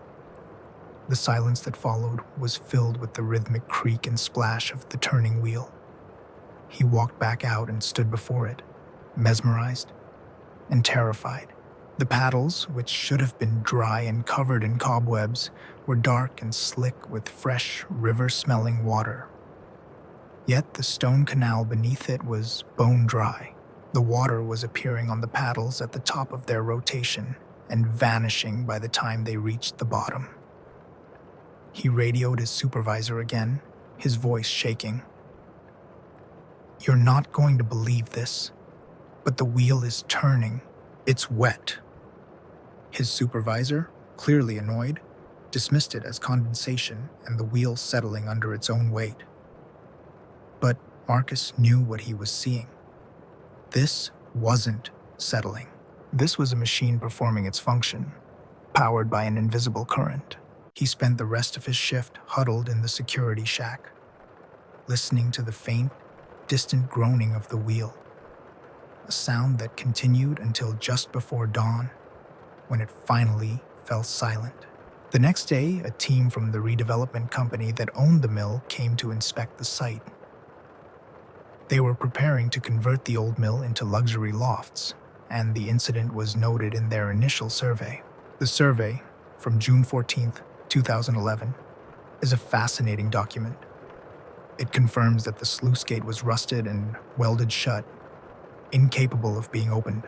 It confirms the alarm system was triggered multiple times that night, with the logs showing it was activated by a flow sensor in the wheelhouse. The survey team found the wheel's paddles were indeed damp, though the canal bed was dry.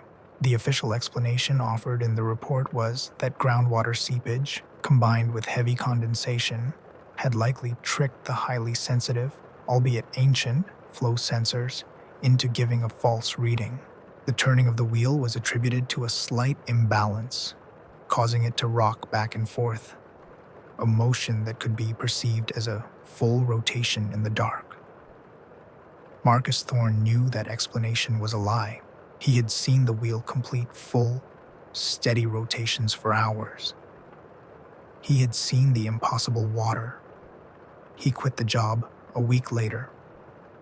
He told his friends that the mill wasn't dead yet, that it was still trying to work.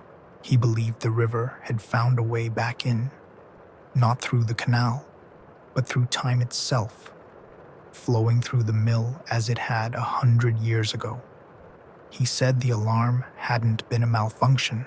It had been a warning, a signal from the past that the heart of the mill had, for one night, started beating again. The Parkway Rest Shelter. The Appalachian Trail is more than just a footpath. It's a flowing river of stories, a place where thousands of hikers leave their mark not just on the trail, but in the small, leather-bound logbooks found in the lean-to shelters along the way.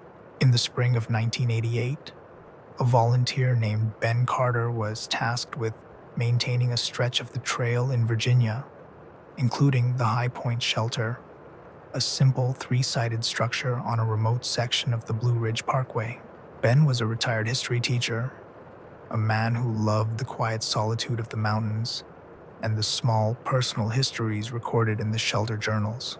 Part of his job was to pack out the old filled logbooks and leave a new empty one in its place. It was a task he performed with a kind of reverence. On a bright, cool day in April, he hiked up to the High Point Shelter to do his routine maintenance. The shelter was empty, as he expected.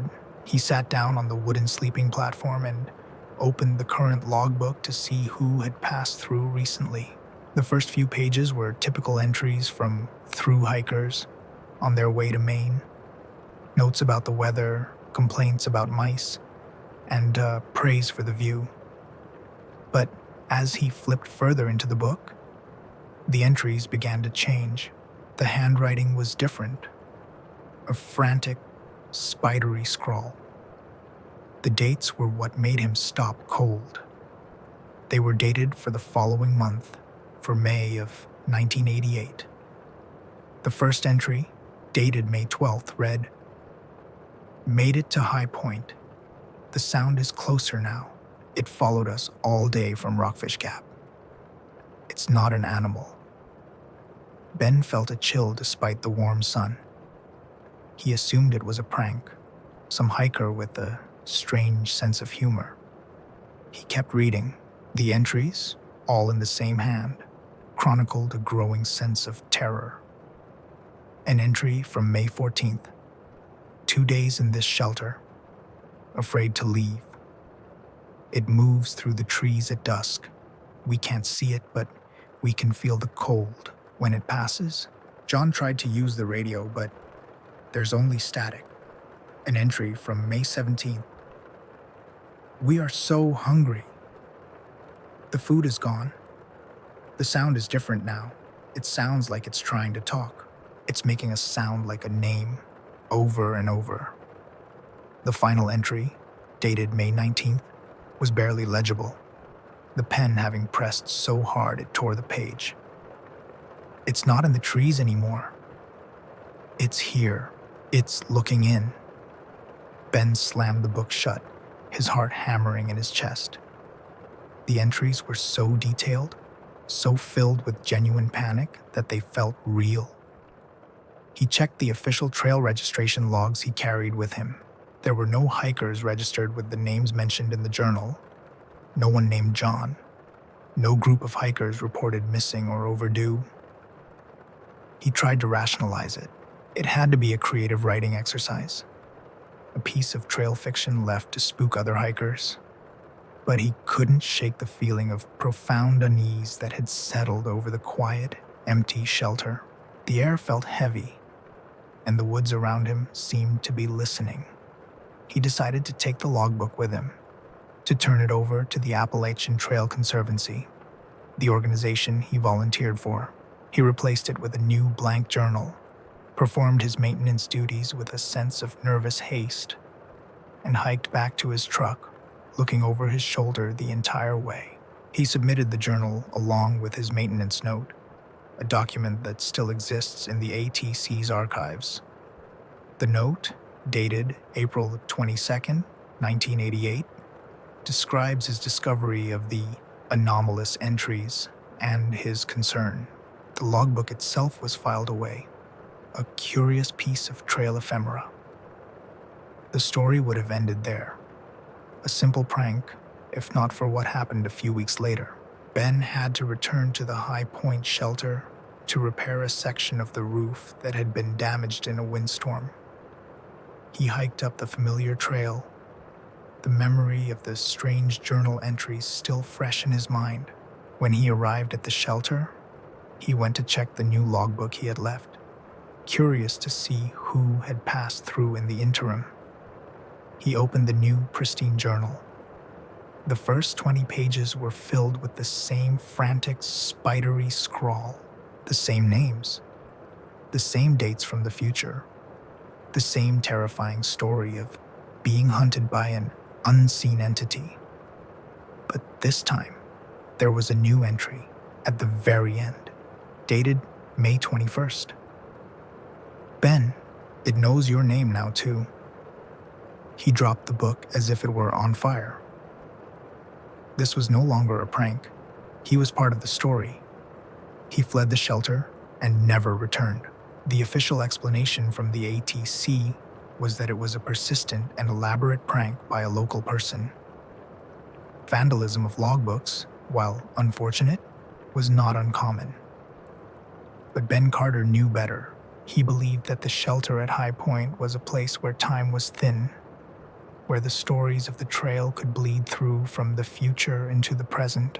He believed the journal was a warning, a desperate message sent back by hikers who were, at that very moment, in another timeline, huddled in that same shelter, listening to something cold and terrible moving through the trees, calling their names. Into the darkness, the silent bell tower. The campus of William Alston College, a small historic institution in Virginia, was a place that prided itself on tradition. Its oldest and most beloved tradition was the ringing of the bell in the tower of Founders Hall.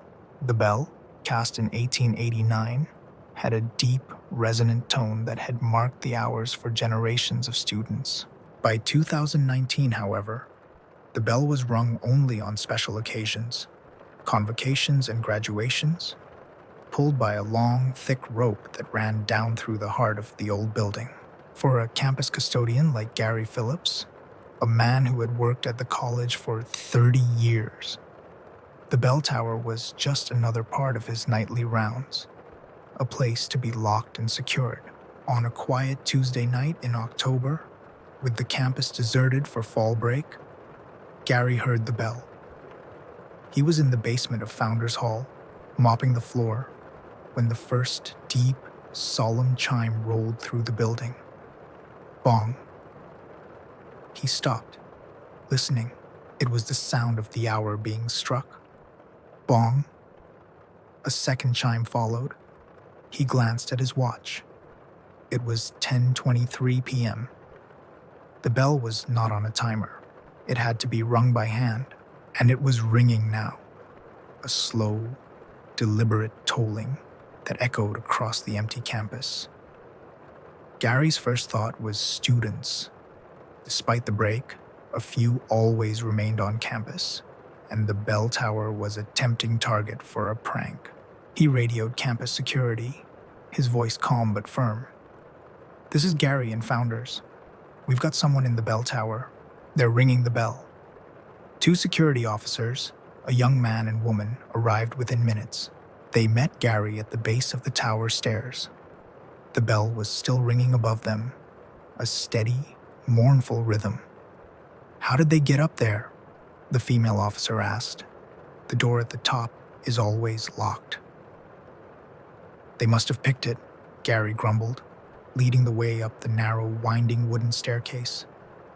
The tolling grew louder as they ascended, the vibrations running through the old timbers of the tower. It was a powerful, all-encompassing sound. They reached the small landing outside the belfry door. It was a heavy oak door with a large, antique iron lock. The lock was secure. There were no marks on it, no signs of forced entry. The bell was ringing, loud and clear, just on the other side of the locked door.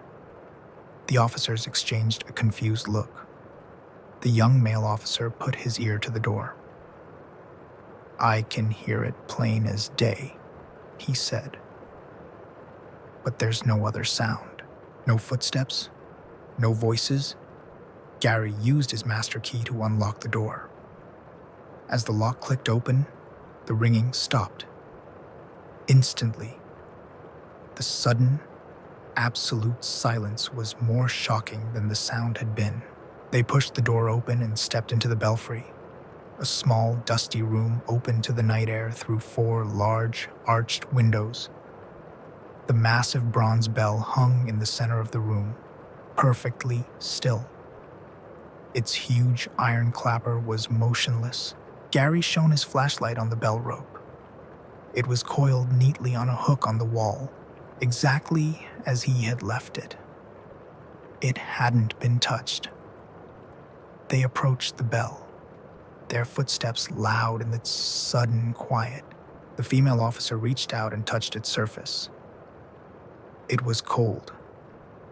There was no residual vibration, no hum of recently struck metal. She then examined the clapper, the heavy piece of iron that strikes the bell. It was a solid mass of rust, fused to the interior of the bell by decades of disuse in damp Virginia air. It hadn't moved in years. "This is impossible," she whispered. "This clapper hasn't struck this bell in a long, long time." The male officer had his body camera running. He panned it around the empty belfry, narrating his findings in a low, professional voice.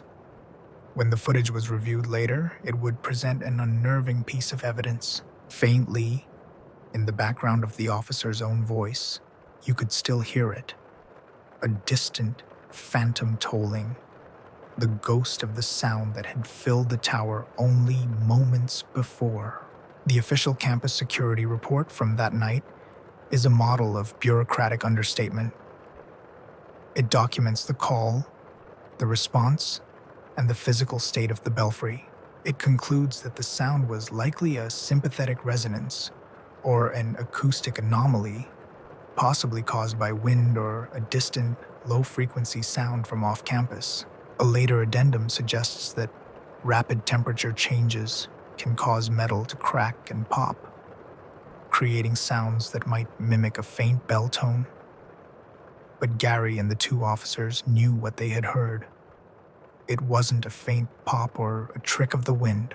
It was the full-throated, deliberate tolling of a 400-pound bronze bell, a sound that had physically vibrated through the floorboards beneath their feet. They had stood on the other side of a locked door and listened to a bell being rung by an immovable clapper, by a coiled rope, by an invisible hand. Gary Phillips never entered the bell tower alone again. He said that some traditions run so deep in a place that they don't need people to carry them on anymore. He believed that on that quiet autumn night, the tower had simply decided it was time to mark the hour, just as it always had, whether anyone was there to pull the rope or not. It was a silent bell tower that refused to be silent. The Coal Train Manifest. A modern freight train is a river of data as much as it is a river of steel. Every car is weighed, tracked, and accounted for by a sophisticated network of computers and wayside detectors. For a Norfolk Southern conductor like Ken Foster, a veteran of the coal runs through the mountains of West Virginia, the computerized cargo manifest was gospel. It was a precise, infallible list of his train's contents. But on a frigid night in February of 2003, the gospel was wrong, and the numbers stopped adding up. Ken was conducting a long unit train, over 100 cars loaded with coal, on a winding, lonely stretch of track between Bluefield and Charleston. It was a routine run, the kind he could do in his sleep. The train, a 3-mile-long serpent of black steel, rumbled through the dark, its powerful diesel locomotives roaring against the steep grade. The first sign of trouble came from a computerized wayside detector, a small electronic checkpoint on the tracks that used infrared beams to count axles and weigh cars as they passed. The data popped up on the screen in Ken's locomotive cab. The detector had counted one more car than his manifest listed. He had 114 cars on his list. The detector had counted 115. Probably a glitch, his engineer muttered, not looking up from the controls. Those things miscount in the cold all the time. Ken agreed. Faulty axle counters were a known issue, especially in the mountainous terrain where temperature swings could affect the sensors. He made a note of the discrepancy and thought nothing more of it. But 20 miles down the line, they passed a second wayside detector. The result was the same. 115 cars. Now, Ken was concerned. 2 independent systems reporting the same error was highly unlikely. He called the regional dispatcher. "Dispatch, this is NS844. We've got a manifest discrepancy. 2 detectors in a row have counted us at 115 cars. Our manifest shows 114. The dispatcher sounded unimpressed. "Probably a system-wide software bug. 844. We're not showing any extra cars on our end. But protocol is protocol. You'll have to stop at the next siding and do a manual walkthrough." Ken sighed. A manual walkthrough in the freezing cold was the last thing he wanted to do. But rules were rules. At a siding near the town of Thurmond, they brought the massive train to a halt, its engines rumbling in the profound silence of the river gorge. Ken and his brakemen grabbed their lanterns and began the long, cold walk, one on each side of the train, counting every single car. They started at the locomotives and worked their way back, their boots crunching in the icy ballast. The cars were identical, black, open-topped hoppers, each filled to the brim with gleaming bituminous coal. They reached the end of the train, their breath pluming in the frigid air. They had counted exactly 114 cars. Their manifest was correct. Told you it was a glitch, the brakeman said, shivering. Ken felt a sense of relief, but also a lingering unease. He radioed the dispatcher. "Dispatch, be advised. Manual count confirms 114 cars. We are proceeding on our route." They got the train moving again, the long line of steel groaning as it came back to life. An hour later, they passed a third wayside detector. Ken watched the screen in the cab, his stomach tight. The numbers came up. Axle count, 460. Car count, 115. The phantom car was still there. It was being detected by the machines, but it was invisible to the human eye. The engineer, a man not given to flights of fancy, was now visibly unnerved. "What the hell is going on, Ken?" Ken had no answer. He felt like they were hauling a ghost. The final and most terrifying piece of the puzzle came when they passed through a new, high-tech inspection portal, a massive gantry built over the tracks that used lasers and high-resolution cameras to scan every car for defects. The images from the portal were transmitted directly to their cab. As their train passed through, they watched the screen as each car was scanned. Car 112, Car 113, Car 114. Then, after the final, documented car had passed, the screen flickered. For a single, fleeting second, an image appeared. It was the scan of a car that didn't exist on their manifest. It wasn't a modern steel hopper like the others. The image was of an old wooden gondola car, the kind that hadn't been used on these lines for 50 or 60 years. It was filled not with coal, but with dark, indistinct shapes that looked vaguely like human figures, huddled together in the grainy black and white image. Then the screen went blank, before displaying the end-of-train signal. The brakeman let out a choked gasp. Ken just stared at the screen, his blood running cold. They rode the rest of the way to the rail yard in a heavy, terrified silence. When they arrived, the train was inspected again. 114 cars. The official Norfolk Southern freight record for that night, February 18, 2003, notes the repeated detector miscounts. An attached maintenance report blames the errors on a series of cascading sensor failures caused by ice and electronic interference. The anomalous image from the inspection portal was dismissed as a data ghost, a momentary digital artifact from a previous scan. But Ken Foster never believed the official story. He knew what he had seen. He believed that on certain nights, the old trains still run the mountain lines. The ghost trains carrying the souls of the miners and railroad men who had died building and working that very track. He believed his train had, for a few hours, picked up a spectral passenger, an extra car full of ghosts that only the cold, impartial eyes of the machines could see. He requested a transfer to a flatland route the following month and never worked the West Virginia coal lines again. The TVA siren test.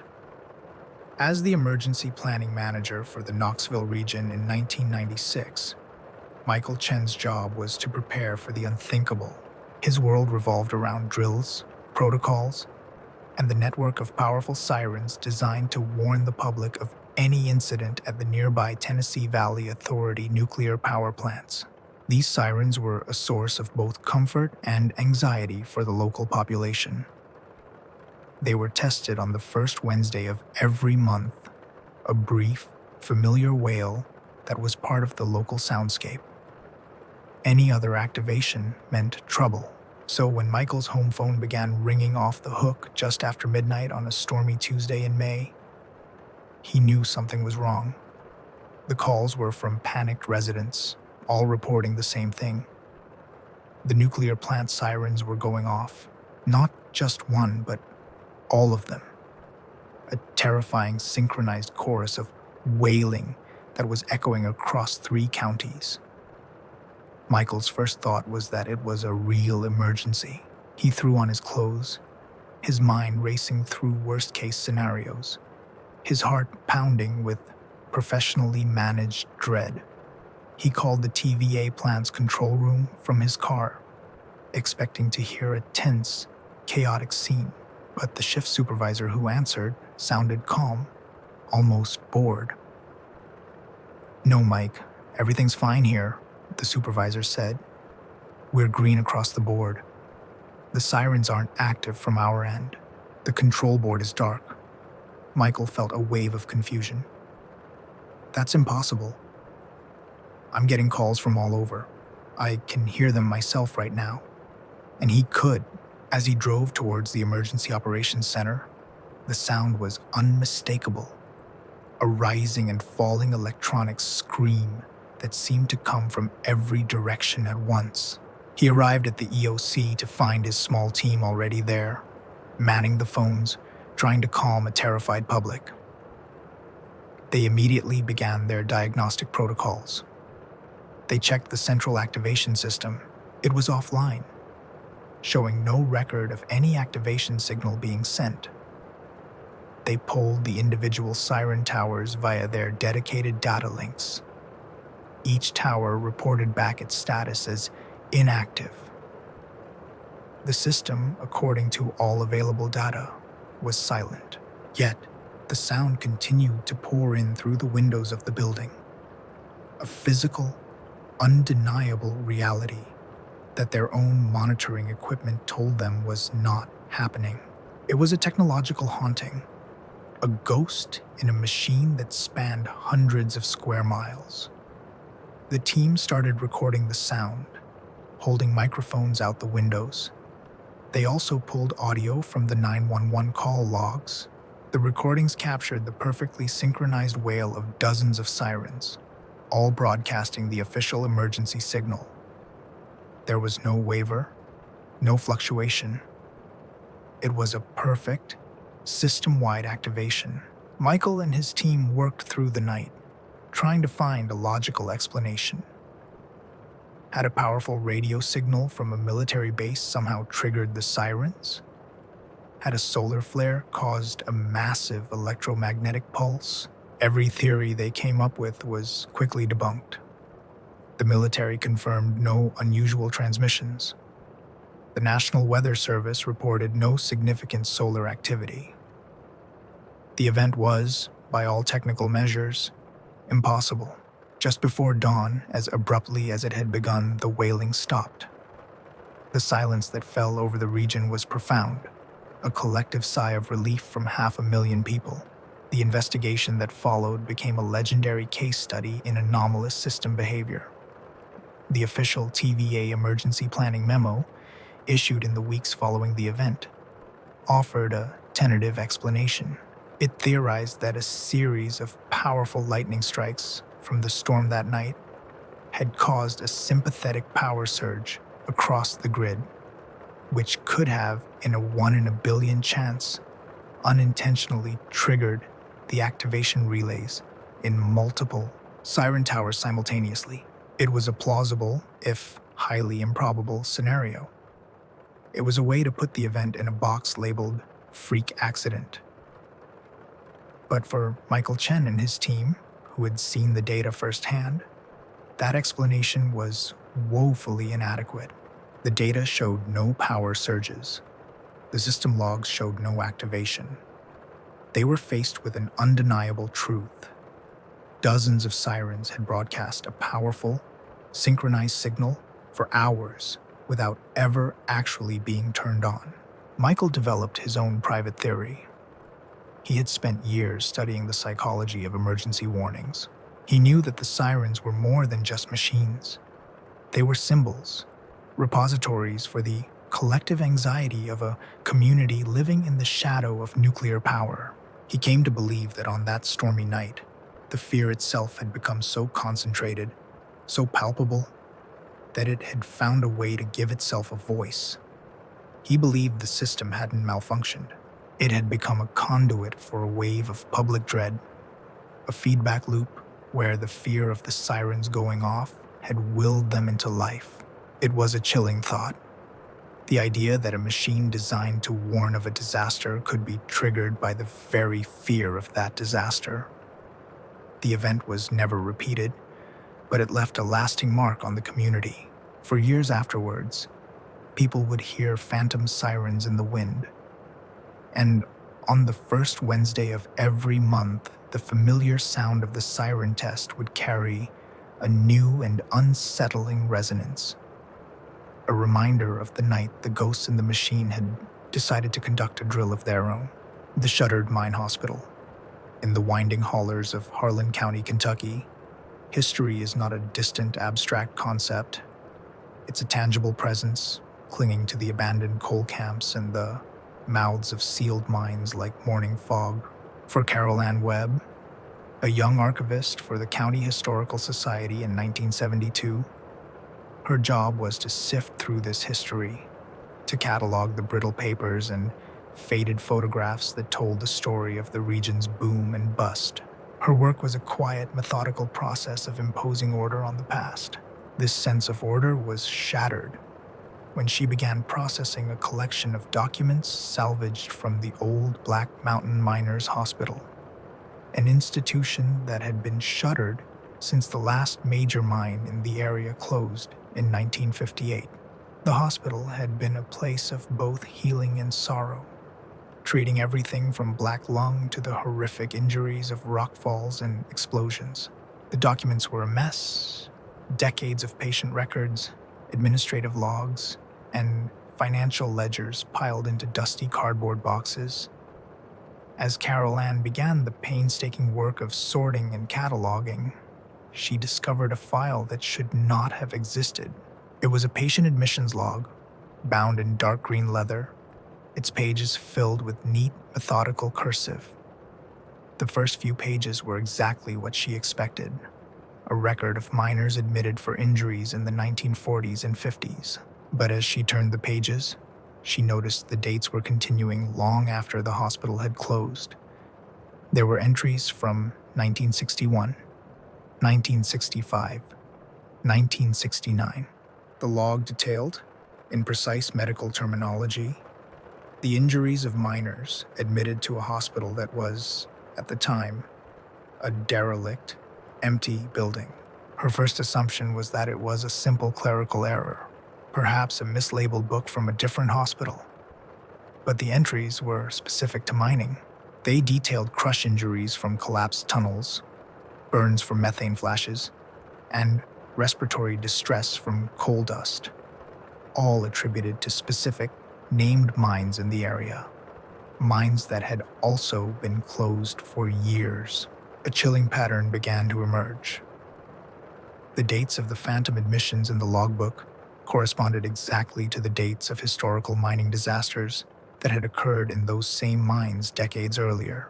An entry from October 17, 1963, described treating 3 men for severe smoke inhalation from the North Fork mine fire, a tragedy that had actually occurred on October 17, 1933. It was as if the hospital, in its empty, silent state, had continued to treat the ghosts of these long-dead miners, its phantom staff dutifully recording their injuries as they arrived from the past. Carol Ann felt a mix of scholarly excitement and deep, creeping dread. She was a historian, and this was an unprecedented discovery. She carefully documented her findings, creating an accession slip for the anomalous logbook, a small official piece of paper that would tag this strange artifact for further study. The slip, dated December 4th, 1972, is now the only official evidence that the logbook ever existed. The next morning, she returned to the archive room, a secure, climate-controlled space in the courthouse basement, eager to show her discovery to the head archivist. She went to the specific acid-free box where she had placed the logbook the night before. The box was empty. She stood there for a long moment, her mind refusing to process the fact. She searched the entire room, her initial excitement turning to panic. She checked the sign-out sheets. No one had entered the room after she had left. The logbook had simply vanished from inside a locked room. The head archivist was sympathetic but skeptical. He suggested that she had likely misfiled it in her excitement, a common mistake for a junior archivist. They spent the rest of the day searching the entire collection. They found nothing. The green leather logbook was gone. The only thing left was the accession slip she had filled out, a lonely testament to her impossible discovery. The official explanation that settled around the incident was that the records of long-closed institutions are often duplicated or misfiled, and that Carol Ann had likely found a misdated copy of an older logbook, which she had then misplaced. It was a tidy, rational explanation that smoothed over the unsettling edges of the story. But Carol Ann Webb knew what she had seen. She had held the book in her hands. She had read the entries, the impossible dates, the precise, chilling details of injuries being treated years after the fact. She came to believe that the history she worked with was not as dead as she had thought. She believed that the old hospital had left behind more than just a building. It had left behind an echo of its purpose, a compassionate ghost that continued to care for the men who had died in the darkness of the mountain. And she believed that when her work threatened to expose this secret, the history itself had reached out and taken the evidence back, pulling the logbook from the present and returning it to the silent, dusty past where it belonged.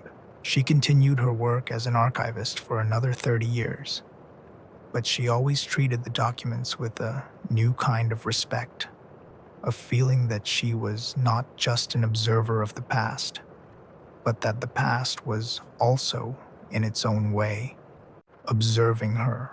The mountain overpass. In the world of a Department of Transportation bridge inspector, a structure is a living thing. It breathes with temperature changes, shifts under load, and ages over time. For Frank Coleman, a seasoned inspector with the NCDOT, his job was to read the language of concrete and steel, to find the subtle signs of stress and fatigue before they became catastrophic failures.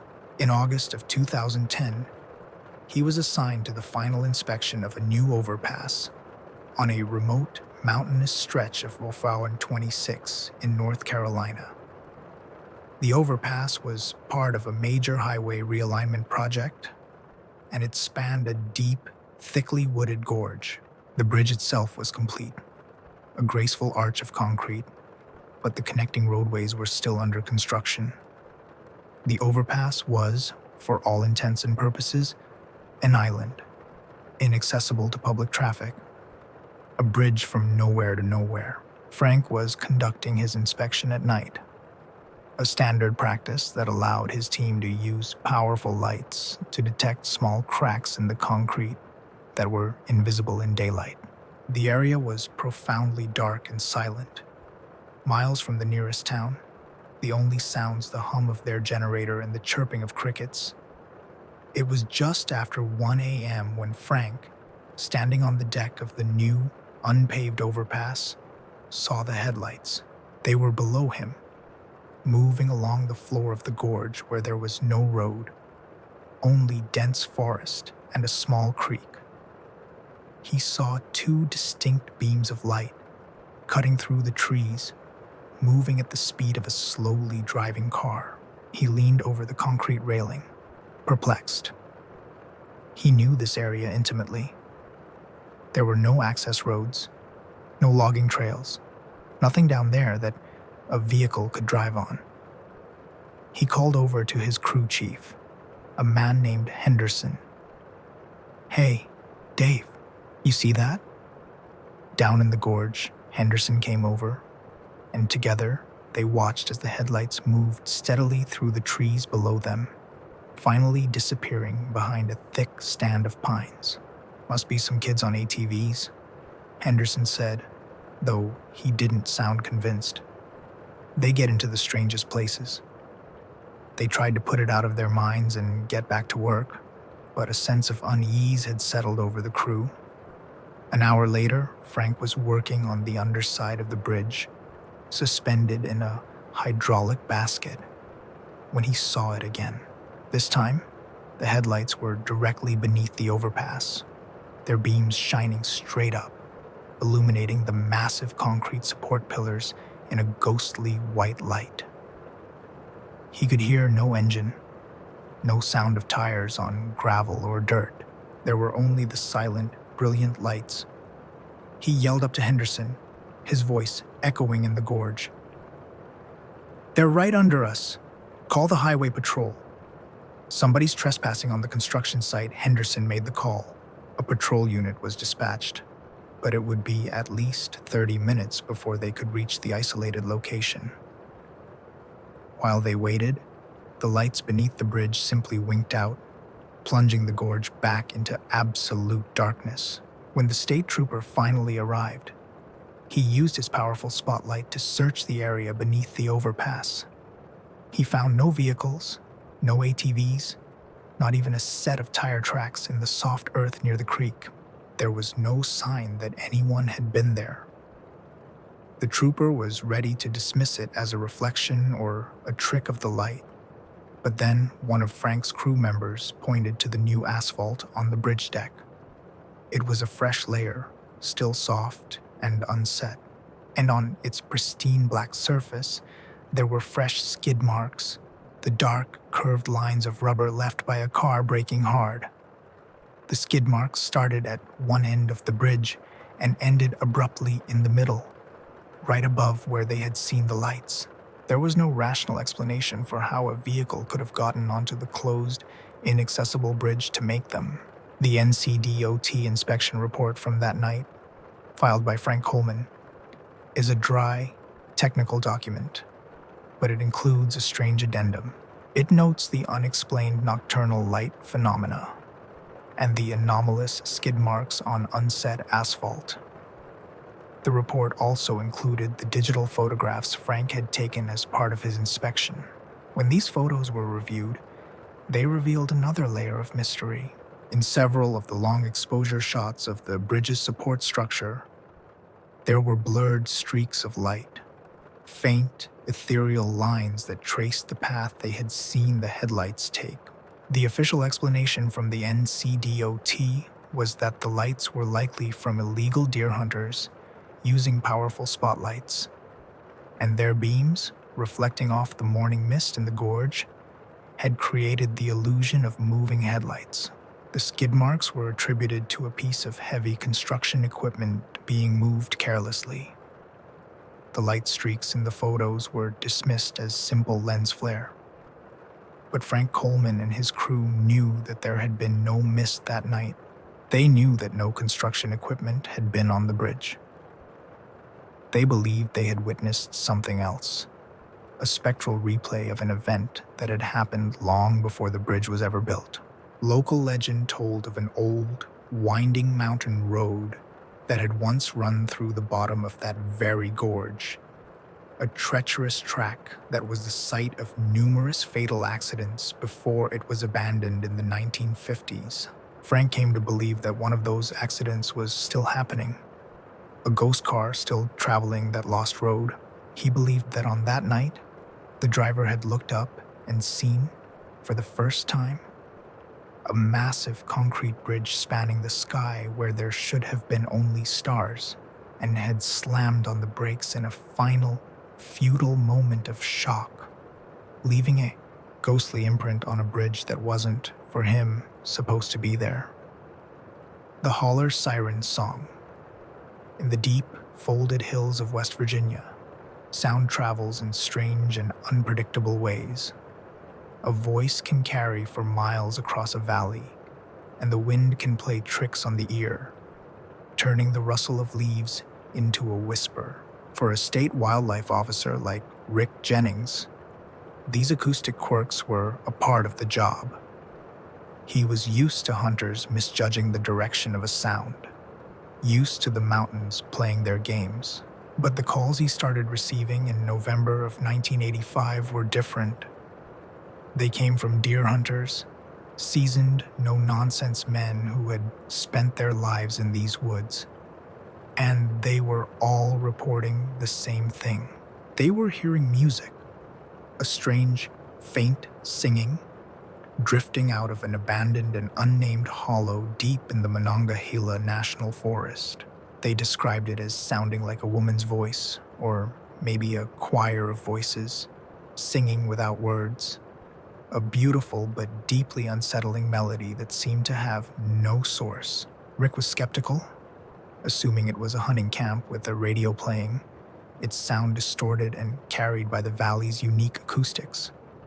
But the hollow the hunters described was notoriously remote and inaccessible.